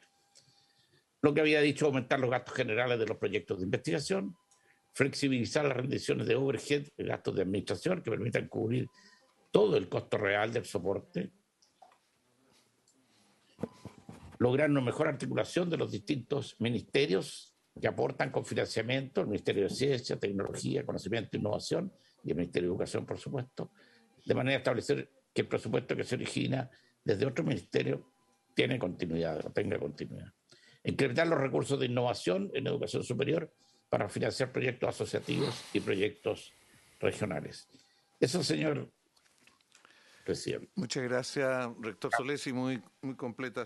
El subsecretario quiere llevarse una copia para para estudiarlo. Bien, le ofrezco la palabra a la vicerrectora Heidi Werner, por favor. Sí, estamos muy de acuerdo. Buenas tardes. Bueno, primero que nada saludar a todos los senadores parlamentarios de la cuarta subcomisión. Yo vengo en representación del rector Vivaldi, que en este momento no pudo concurrir porque está, de hecho, arriba de un avión, así que le hacía imposible conectarse y me pidió que yo presentara a nombre del CUECH. No sé si me pueden dejar compartir pantalla. Al parecer, no, al menos yo veo como una pantalla negra. No sé si todos ven lo mismo. Sí. Tengo que dejar de compartir yo a lo mejor. Sí. Ahora sí. Ya, muchas gracias. Bueno, y por supuesto saludo al subsecretario Vargas, que hemos estado varias veces, ¿no es cierto?, compartiendo a propósito del sistema de acceso que aquí también se presentó. Le pediría si me confirman si se ve correctamente la presentación. Se ve bien, bueno, señora Heidi. Muchas gracias, senador. Hay varios temas que evidentemente son muy comunes a los que ha planteado el rector Solesi, así que voy a pasar por ellos de manera rápida. Pero al mismo tiempo, cuando vaya abordando los temas, me voy a hacer cargo de las preguntas que manifestó el senador Montes durante la exposición del subsecretario Vargas. Y lo primero tiene que ver por poner un contexto. Yo creo que efectivamente no solo estamos discutiendo el proyecto de ley de presupuesto 2022, sino estamos discutiendo un proyecto de ley en un contexto que han tenido, ¿no es cierto?, las universidades y en general las instituciones de educación superior y en particular también las universidades estatales durante la pandemia. Ya lo señaló previamente el rector Solesi. Ha habido un importante disminución de ingresos, bueno, como le ocurrió a muchos sectores, ¿no es cierto?, de nuestra economía durante el año 2020 y también durante el año 2021, y donde esas disminuciones de ingresos, varios sectores de la economía tuvieron acceso a crédito, como el FOGAPE, situación que no ocurrió en las instituciones de educación superior y en particular las universidades estatales. Varios sectores tuvieron una ley de protección del empleo, situación que evidentemente no ocurre en las instituciones estatales. Habías cuenta, ¿no es cierto?, que nuestros funcionarios son parte del sector público, sujetos a estatuto administrativo. Yo creo que ese aspecto hay que considerarlo en el contexto cuando se discute el proyecto de ley de presupuesto 2022. Entonces aquí hay un breve resumen del impacto económico que ocurrió durante el año 2020. Que si bien es cierto, en algunos aspectos hay recuperación, como puede ser los menores ingresos por matrícula, cuando uno mira esos menores ingresos 2020 versus el 2021, o cuando uno mira los menores ingresos por actividad de formación continua, que siguen siendo menores respecto a la actividad prepandemia, aun cuando han mejorado respecto al año 2020. No así un tema que aquí se trató, hubieron varias preguntas respecto del tema de gratuidad, y que tiene que ver con la permanencia de los estudiantes en gratuidad más allá de la duración teórica de sus carreras. Acá vemos cómo esto ha habido en aumento en términos de menores ingresos por la aplicación del artículo 108, y me voy a referir un poquito más adelante a qué se debe eso, que evidentemente no es ni un problema generado por las propias universidades, ni menos por los estudiantes. Y en ese sentido, cuando el subsecretario dice que son las propias universidades las que se tienen que hacer cargo de esto, cuando es una razón externa a ella, es algo que merece una conversación, a mi entender. Bueno, y evidentemente también han habido ahorros, los cuales fueron mayores el 2020, el 2021 son menores porque estamos, ¿no es cierto?, actuando en semipresencialidad y especialmente durante el segundo semestre, aumentando especialmente, ¿no es cierto?, las clases presenciales, lo cual ha generado evidentemente que los ahorros que se hicieron en el año 2020 no sean los mismos en el año 2021. El rector Solesi ya se refirió a lo que fue el uso de excedentes del Fondo Solidario Crédito Universitario, que fue la única herramienta con la que contaron las universidades del CRUCH y del CUECH, ¿no es cierto?, para hacer frente a estas disminuciones de ingresos y aumentos de gasto ocurridos durante la pandemia. Y como ustedes pueden observar en el cuadro, ese esa brecha que se da, si bien es cierto el artículo 108, los gastos incurridos evidentemente son mayor de lo que se autorizó en el uso excedente en el año 2021, que como dice el subsecretario, una resolución que llegó hace poco, los recursos todavía no, en términos de su uso, pero aquí estamos, ¿no es cierto?, con una brecha que sigue siendo importante si uno lo compara con los efectos de la pandemia, tanto el año 2020 como el 2021. Entonces, la pregunta es, bueno, estos impactos acumulados durante este año 2020 y 2021 han generado también desafíos y están de la mano con otros desafíos que tienen las universidades. Hoy día está el retorno a la presencialidad y por eso mismo, ¿no es cierto?, hay un aumento de gastos en lo que tiene que ver con la presencialidad, y yo diría que esos gastos más bien son permanentes. Uno puede decir, sí, yo invierto una vez en una sala híbrida, pero en realidad cambia, ¿no es cierto?, la forma. Hay un conjunto de gastos que van a seguir ocurriendo probablemente también en 2022, entonces creo que tampoco es tan claro señalar de que esto va a quedar hasta acá. En la nivelación de contenido también es un tema que con los estudiantes de primer año y a medida que se va, ¿no es cierto?, incorporando mayores a estudiantes, por ejemplo, del PASE y de distintos ingresos por mayor vulnerabilidad y otros, eso requiere de un mayor gasto en su educación, donde hasta el año 2018 se entregaban 3.500 millones, 1.000 millones por este ítem, cosa que se eliminó a partir del presupuesto, de la ley de presupuesto 2019. Y aquí retomo el tema de la duración de las carreras y la titulación oportuna. Para muchos estudiantes la pandemia tuvo un impacto en los tiempos de titulación. Si bien es cierto el subsecretario habló de mayores tasas de aprobación, yo creo que eso es distinto de decir impacto en titulación, y es particularmente en carreras del área clínica o carreras que requerían un alto contenido práctico. Pensemos en todas las pedagogías que en los últimos años, ¿no es cierto?, se hace práctica y otros, lo cual evidentemente han tenido ha generado un problema para los estudiantes y también para las casas de estudio, para los estudiantes porque se extiende el tiempo de titulación, para las casas de estudio junto con seguir continuando entregando el servicio educacional a los estudiantes, está el mayor impacto financiero por pérdida de ingresos, como aquí se señaló previamente. Entonces creo que eso no hay que perderlo de vista cuando uno analiza el presupuesto 2022 en este contexto. Acá no me voy a detener porque ya se ha dicho, y también lo dijo el rector Solesi, ¿no es cierto?, el programa 02 principalmente es un aumento del plan de fortalecimiento, que recordar que en los primeros 5 años, como lo señaló el subsecretario, eran 150.000 millones. Nosotros hicimos ver en la discusión del presupuesto del año pasado la necesidad de apurar el tranco el año 2020, que era un año de crisis, en la entrega de los fondos de fortalecimiento. Eso no ocurrió, siguieron en un aumento más bien continuo, lo que hace que en el año 2022 este presupuesto, para poder cumplir con una ley permanente, aumente, ¿no es cierto?, importantemente el incremento del fondo de fortalecimiento, aumento que se da, ¿no es cierto?, acá y se refleja en el presupuesto con las cifras en verdes, principalmente de infraestructura, es decir, en presupuesto no de gasto corriente. Lo digo a propósito también de la discusión de cómo estos planes y estos proyectos se transforman o no en una forma de lograr aumento de matrícula de la educación estatal. En particular, efectivamente, hay una regulación que no hay que mirar, digamos, aparte de lo que es el fondo de fortalecimiento, que es la que señala la ley de educación superior en relación a que se van a fijar, así como se fijan los aranceles regulados, también se fija el porcentaje de aumento de matrícula que anualmente pueden tener las universidades. Y el subsecretario habló que era mucho más que el 2,7. Bueno, eso va a depender de contra qué me comparo.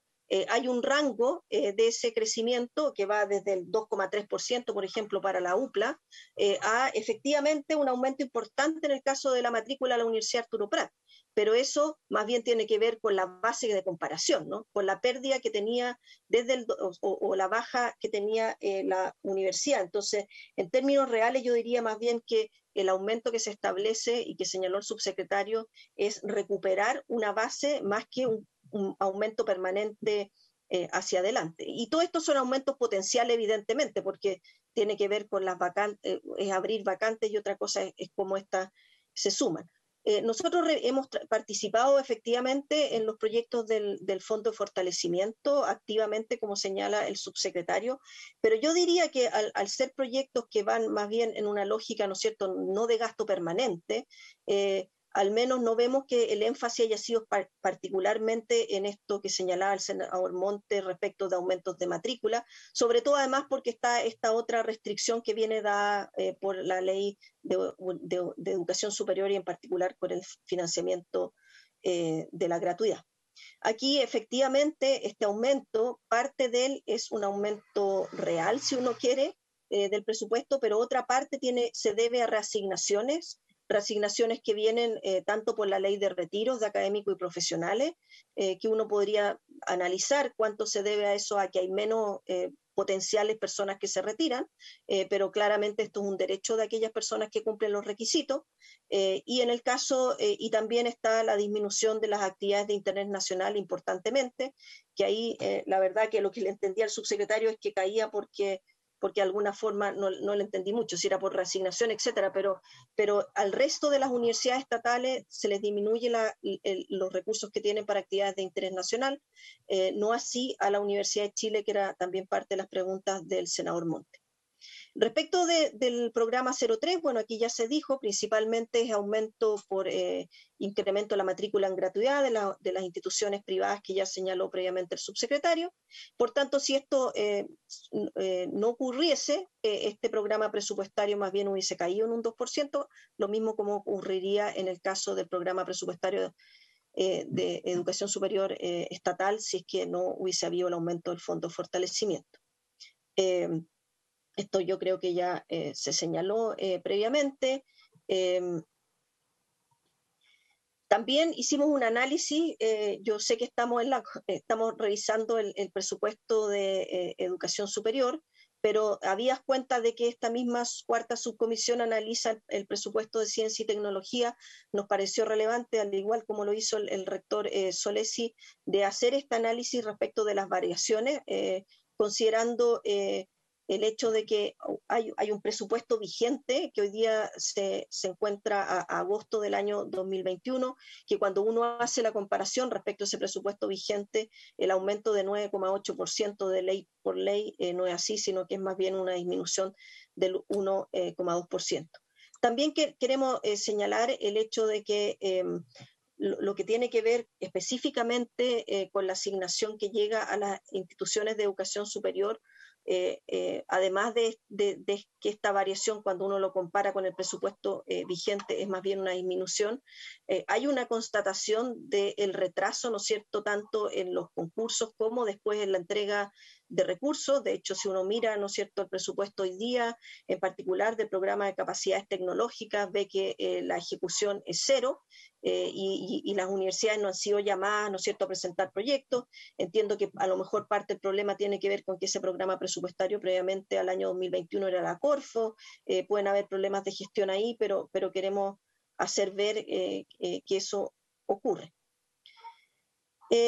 Bueno, las recomendaciones van evidentemente muy en la línea planteada por el rector Solesi, porque los problemas son totalmente similares. Lo que ha ocurrido en la pandemia con la disminución de ingresos y aumento de gastos para las universidades estatales es muy similar a lo ocurrido con el resto de las universidades del CRUCH, y por tanto las propuestas que son de hecho las mismas y por eso dice no consideradas, porque todas estas que están aquí fueron planteadas en su momento en la discusión de la ley de presupuesto el año pasado, del presupuesto hoy día vigente 2021. Si bien es cierto, hubo un mejoramiento del artículo endeudamiento, ese todavía no ha permitido a las universidades el poder optar a créditos de largo plazo con garantía del Estado. En lo que tiene que ver con el uso excedente del Fondo Solidario, efectivamente en el presupuesto 2021, como señaló el subsecretario, se establece el uso de excedentes acumulados de manera excepcional.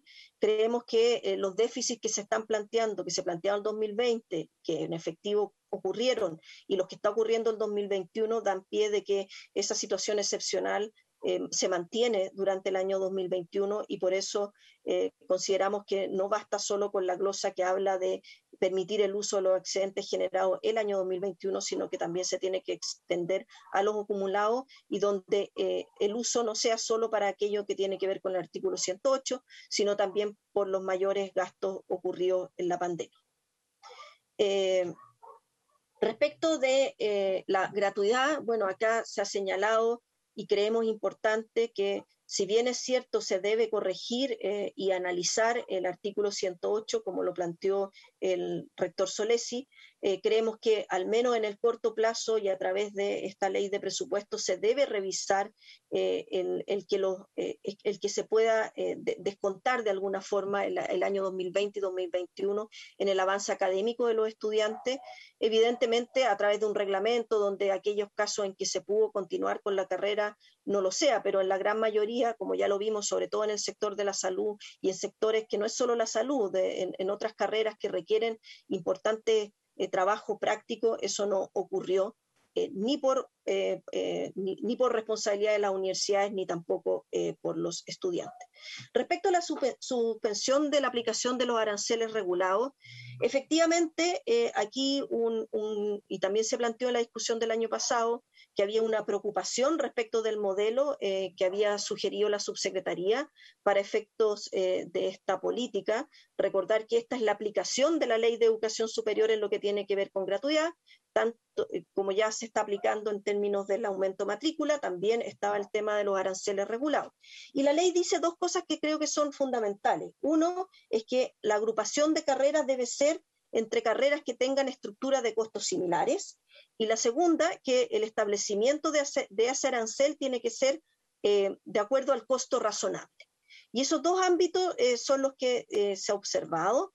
En particular, la Contraloría señala que no se estaría cumpliendo la ley en la agrupación de carreras con estructura de costos similares.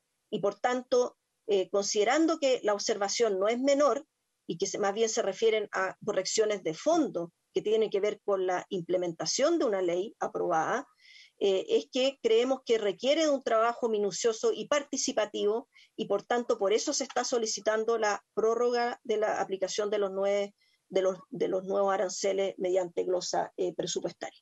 También se ha señalado importantemente de que las carreras de pedagogía aumentarían sus aranceles regulados. Efectivamente, si uno los compara con los aranceles actuales, aumentan, pero la ley habla que tiene que establecerse respecto de un costo razonable. Si uno mira ese costo razonable, hoy día en las carreras de pedagogía el arancel regulado se está estableciendo en el orden del percentil 20 o 25 de los costos. No así en otras carreras. Entonces creo que también eso amerita una discusión más importante que da cuenta de las solicitudes que se han planteado tanto por el rector Solesi como en mi presentación. También hay un reglamento de becas que, como señalaba el subsecretario, les dice a las instituciones que tienen que restituir los recursos de aquellos estudiantes que abandonan. Nosotros creemos que ese reglamento tiene que ser revisado, porque tal como lo señaló el rector Solesi, cuando están contratados los profesores para servir una cantidad, ¿no? Si ese alumno se va en el mes 8, pero al final del día estuvo todo el año desde un punto de vista de los costos. Hoy día lo que hace la subsecretaría es que si el alumno abandona en cualquier momento el segundo semestre, se descuenta en la carrera, se le piden a las instituciones restituir los recursos del semestre completo.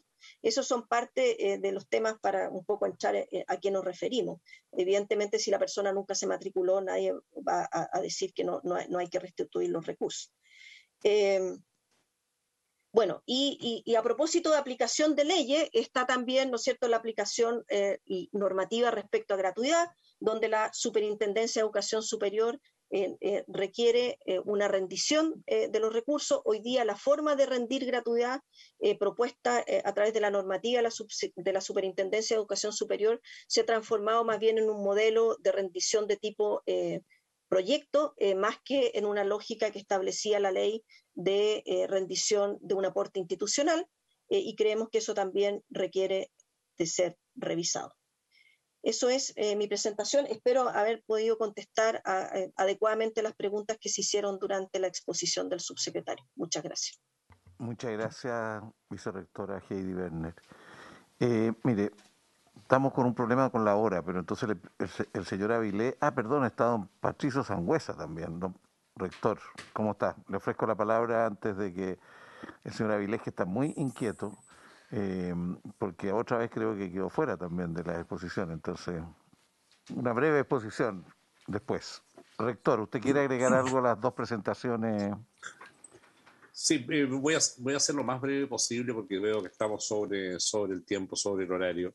Si me permite, bueno, saludar a los senadores y senadoras que están en esta sala, al presidente, al subsecretario y al equipo de la subsecretaría. Voy a hacer una pequeña presentación, lo hago desde las universidades regionales. Y si ustedes me permiten compartir pantalla, ¿me permiten?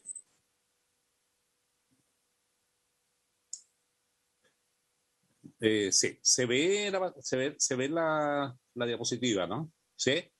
¿Aló? Se ve muy bien, rector, se ve muy bien. ¿Me escuchan? Bien, como ustedes saben, ¿no es cierto?, las universidades regionales son 22, están ubicadas de Arica a Magallanes, y las únicas universidades que no están contempladas acá son las de la región metropolitana. Estas universidades impactan en el territorio a más de 10 millones de personas, que decir. Yo quiero decir que tengo total coincidencia con los planteamientos del CRUCH y del CUES recientemente expuestos por el rector Solesi y por la vicerrectora Heidi Berner, ¿ya? Y por lo tanto no voy a mencionar todas las coincidencias que tenemos acá, sino que simplemente voy a poner también el tema de lo que va a ocurrir con el reajuste del sector público que se va a aprobar en este mismo Congreso seguramente en el mes de noviembre. Este año, bueno, el IPC va a subir del 5%, algunos hablan del 5,5%, en fin, y por lo tanto creo que es necesario considerar este tema en los aportes que el Estado hace y particularmente en los aranceles regulados que se apliquen en el año 2022. ¿Ya? Lo pongo esto como tema porque si no nos genera una complicación bastante grande a las instituciones. Si bien, ¿no es cierto?, las universidades no están obligadas, las universidades estatales en particular, a reajustar las remuneraciones en el porcentaje que se apruebe para el sector público, sin embargo, en nuestras comunidades es imposible, ¿no es cierto?, obviar la situación de reajustar las remuneraciones. Ese es un punto. Bueno, aquí uno hace una comparación y se refiere al impacto financiero en las universidades regionales.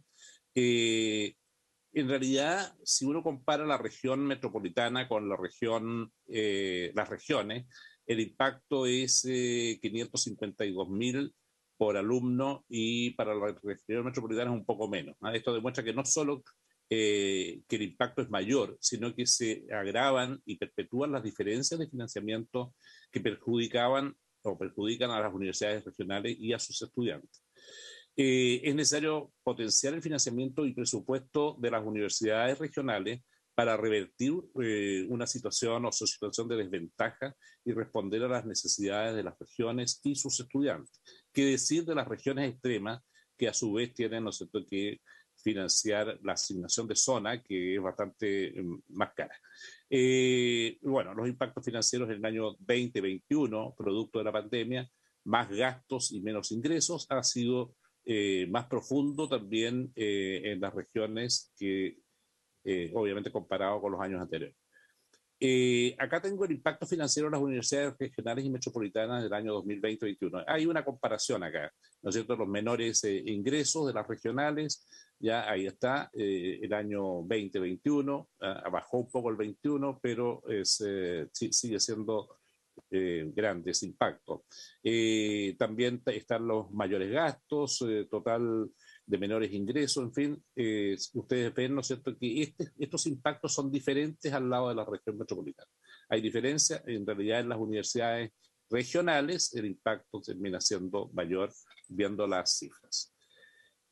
Luego, vamos a seguir con la siguiente.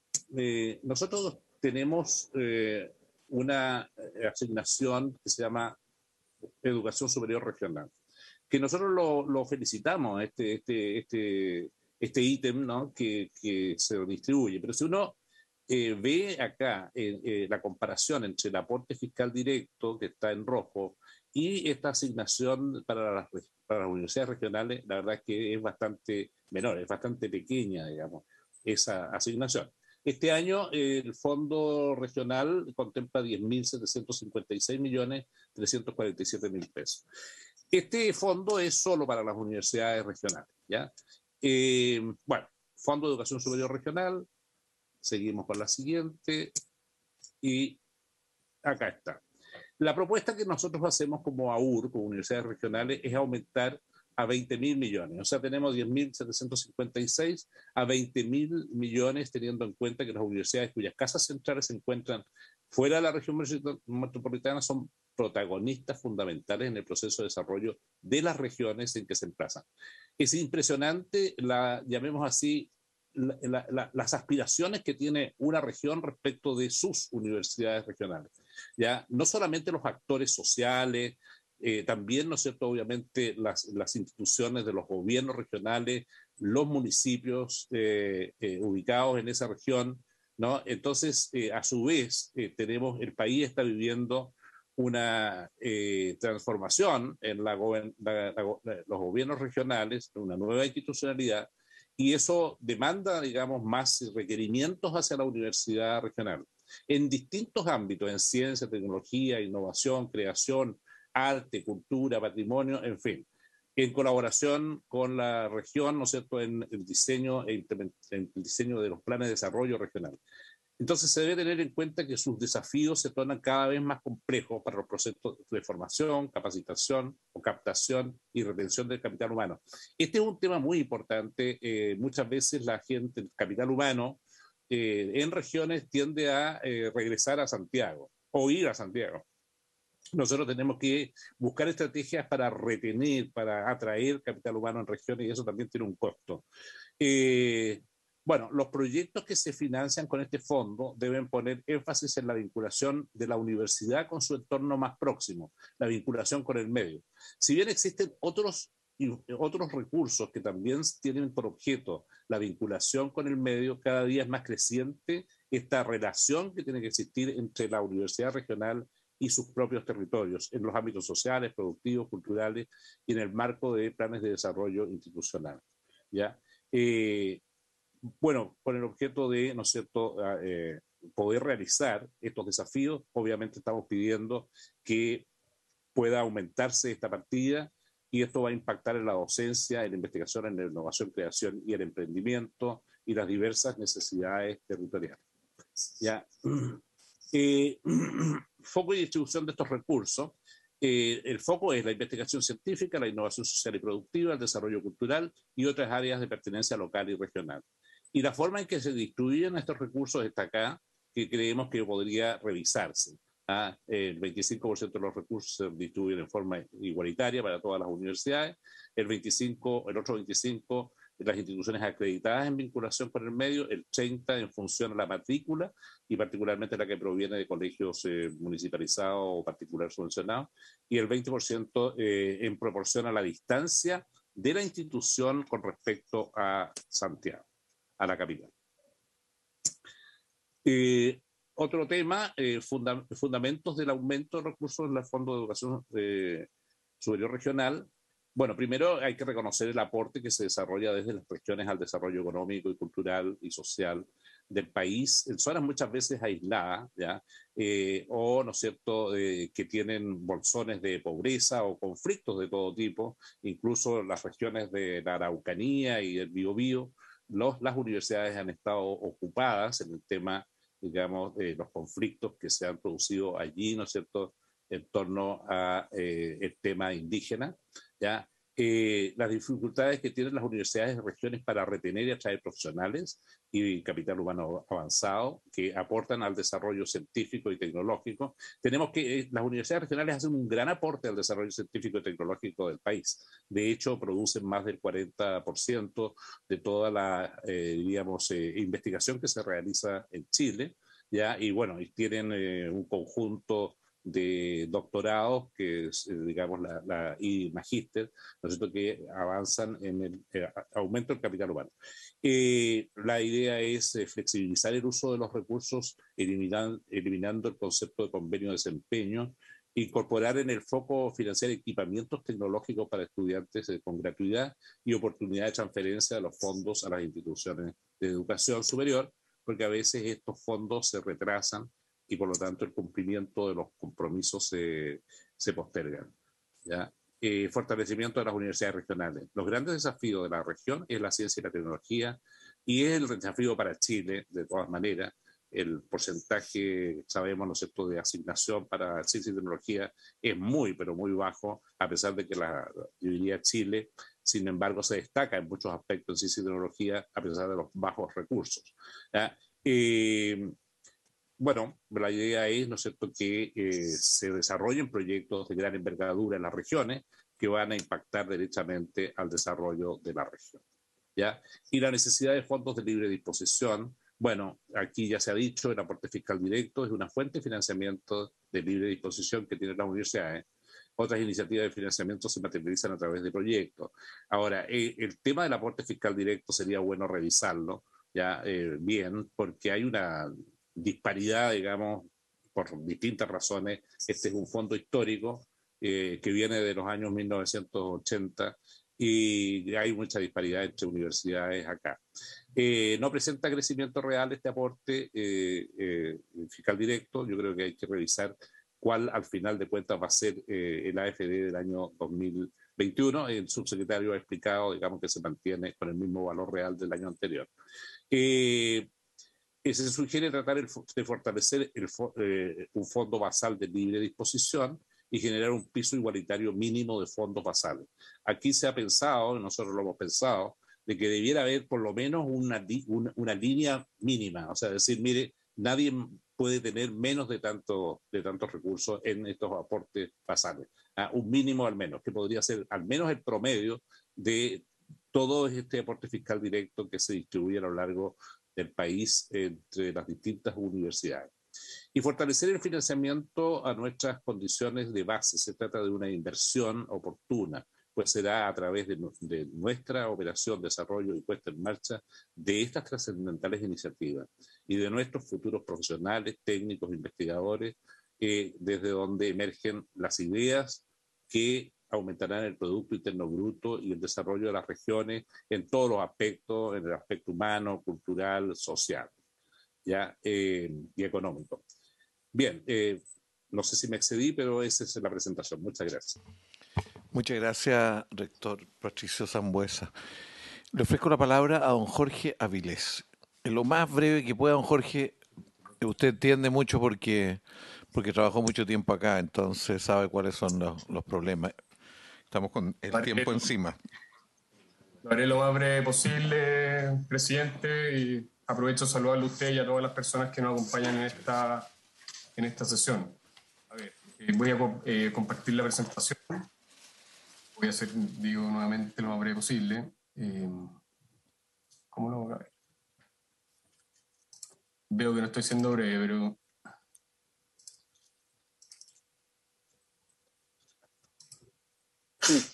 ¿Se ve bien o no? ¿Aló?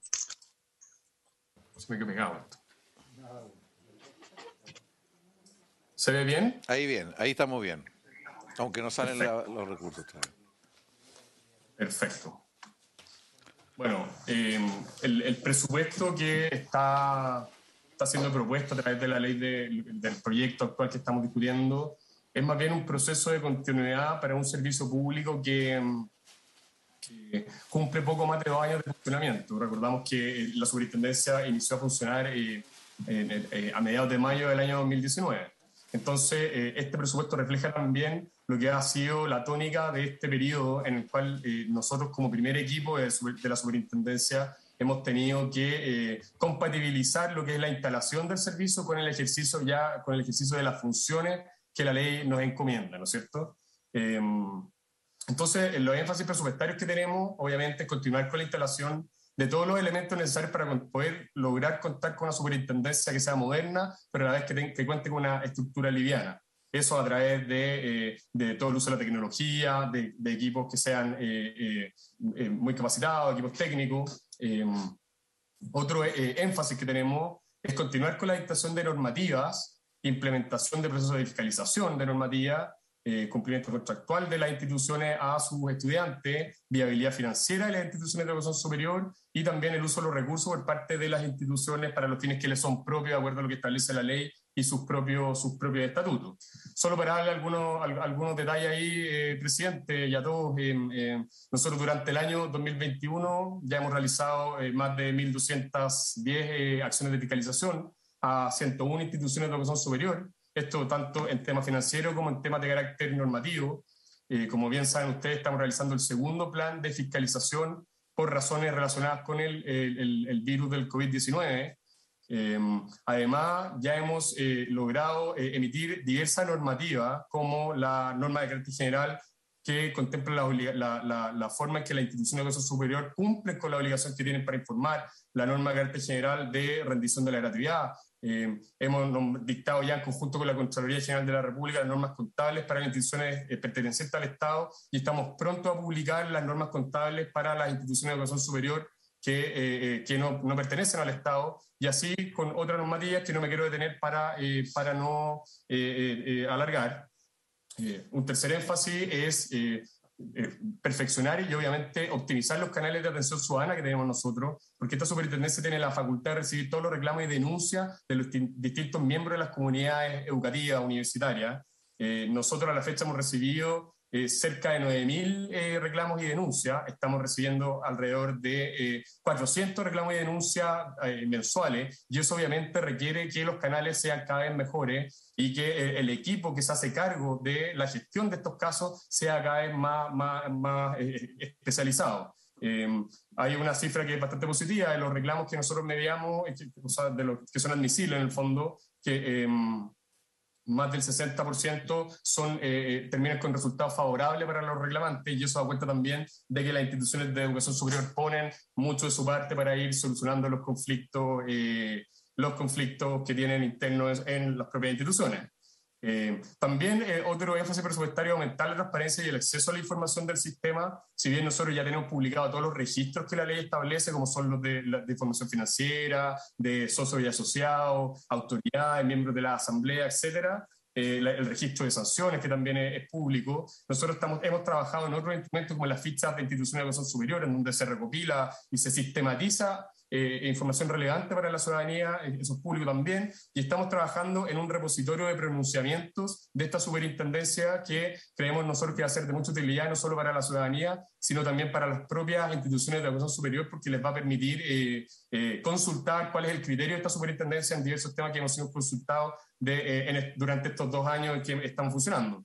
Y finalmente, el último énfasis presupuestario para el próximo año es fortalecer o continuar fortaleciendo o contribuyendo a fortalecer la capacidad de autorregulación de las instituciones de educación superior, esto a través de guías de buenas prácticas y entregando información relevante a las instituciones. Solo para cerrar, nosotros logramos, a diferencia de lo que ocurría antes, nosotros sabemos perfectamente cuáles son los distintos conflictos que están ocurriendo a nivel sistema y también a nivel de subsector y en cada una de las instituciones, y estamos trabajando en la manera de poder entregarle a cada institución esa información para retroalimentarle y que ellas mismas vayan solucionando aquellos aspectos que tal vez tienen espacios de mejora.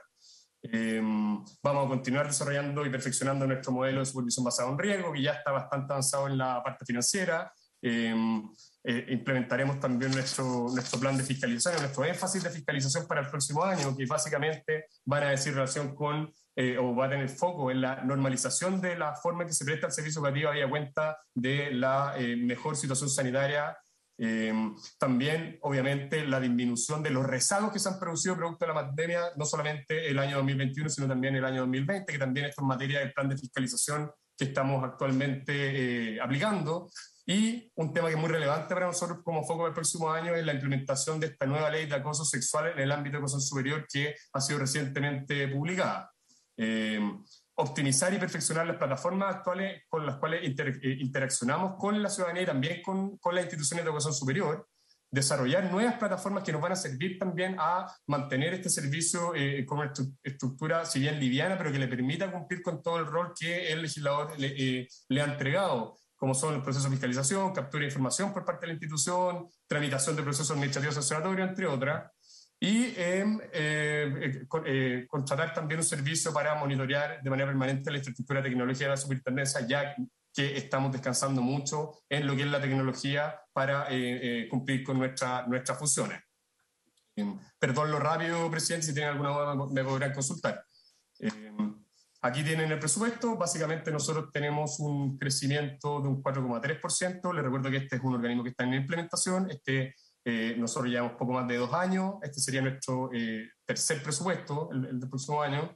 El crecimiento es de 4,3, como digo, y que se explica principalmente por un incremento en el subtítulo 21, que en un 2,9%, básicamente porque debiesen terminar de proveerse todos los cargos directivos que aún tienen que estar en proceso de concurso, y también en la adquisición de activos no financieros, que son plataformas tecnológicas para nosotros poder cumplir mejor con nuestro rol. Aquí tienen el detalle del subtítulo 21, que el crecimiento se explica principalmente en un aumento de un 4% en plantas y contratas. Nosotros lo que estamos proponiendo acá es que poder tener una dotación máxima de 62 funcionarios y mantener los 6 honorarios autorizados que actualmente tenemos el presente año. Respecto al subtítulo 22, presidente, es absolutamente continuidad, es el mismo monto que nos entregaron el presente año 2021, la discusión del año pasado. Y en cuanto al subtítulo 29, presidente, aquí se hay un aumento de 54 millones en programas informáticos. Nosotros aquí, obviamente, nosotros gastamos principalmente en licencia, en mobiliario ya lo tenemos, es muy poquito lo que estamos creciendo en dotación, pero sí queremos desarrollar una serie de herramientas que son muy necesarias para esta nueva superintendencia para que pueda continuar ejerciendo su rol, principalmente un módulo de gestión de los procesos de fiscalización. En el fondo nosotros necesitamos mayor agilidad en los procesos de fiscalización, obviamente para que con los recursos que tenemos poder abarcar mayor cantidad de casos, ¿no es cierto? Una plataforma para la automatización de los vaciados de estados financieros sería muy útil también para nosotros, para poder detectar rápidamente aquellas situaciones o aquellas instituciones donde tenemos que intervenir rápidamente. Y un módulo para la gestión de los procesos de administrativos sancionatorios que también facilitaría mucho las cosas a esta superintendencia, presidente. Esa es mi presentación, la hice lo más rápido posible. Pero lo más dicho parece. Se está planteando una disminución de 15% del presupuesto. Bien, mira, muchas gracias, superintendente.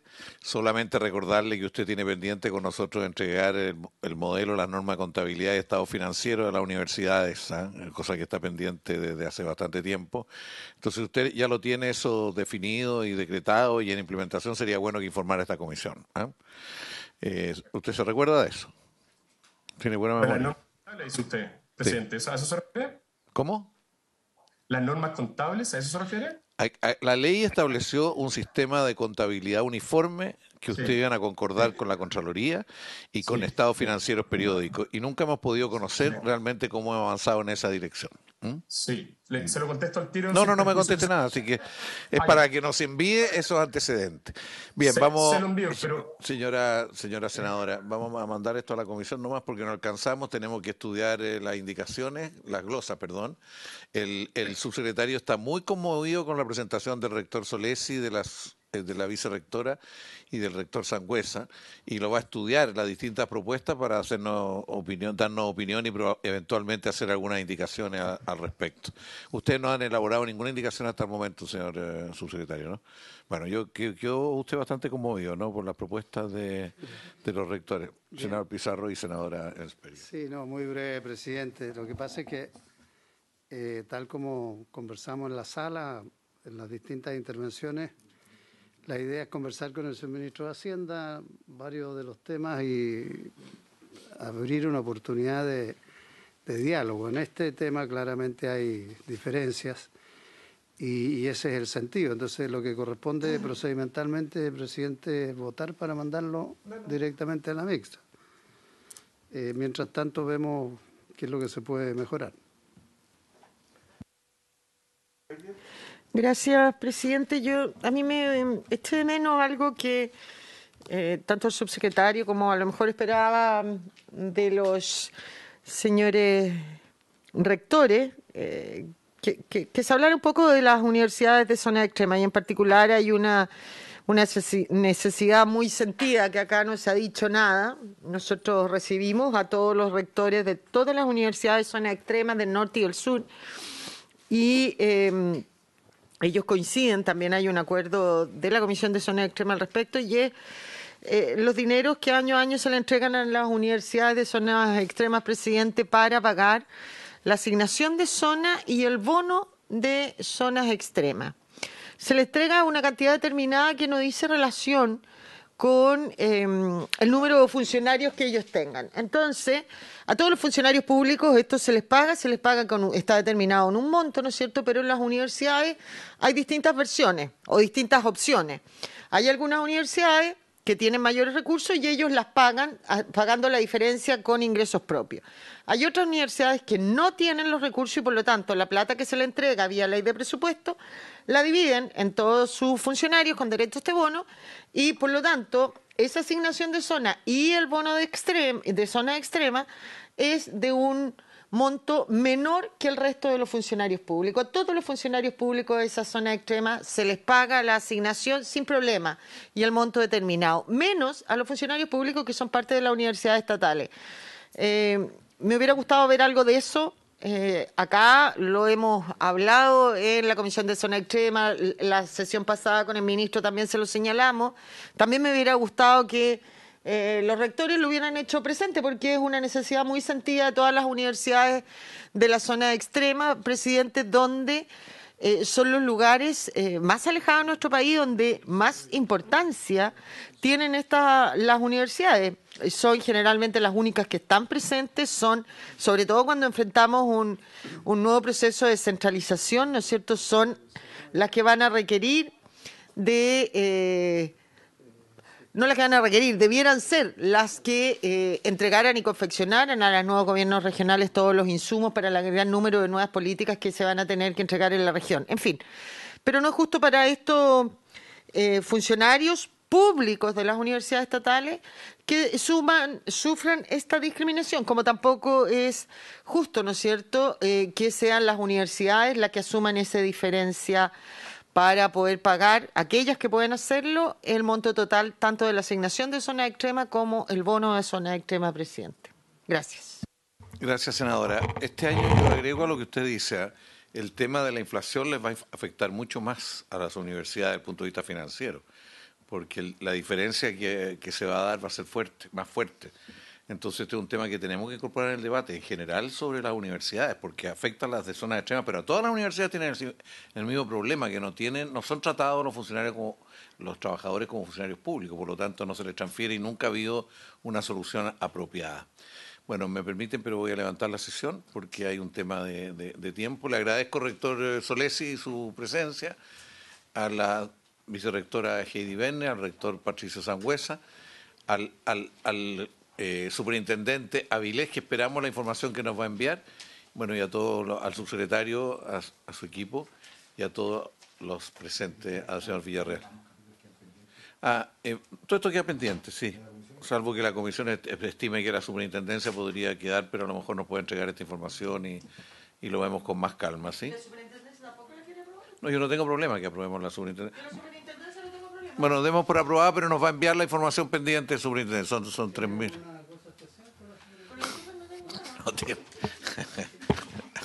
Bueno. Le enviaremos la información, presidente. Bueno, está muy bien. ¿Estaríamos de acuerdo entonces en aprobar la superintendencia y enviar a comisión el resto de los 3 programas? ¿Sí? Esto fue a petición de la senadora Vesperger, que quede constancia. Algo tiene con la se está subiendo. Bien, muchas gracias, subsecretario, y muchas gracias, señor Ruiz, también. Muchas gracias. Bueno.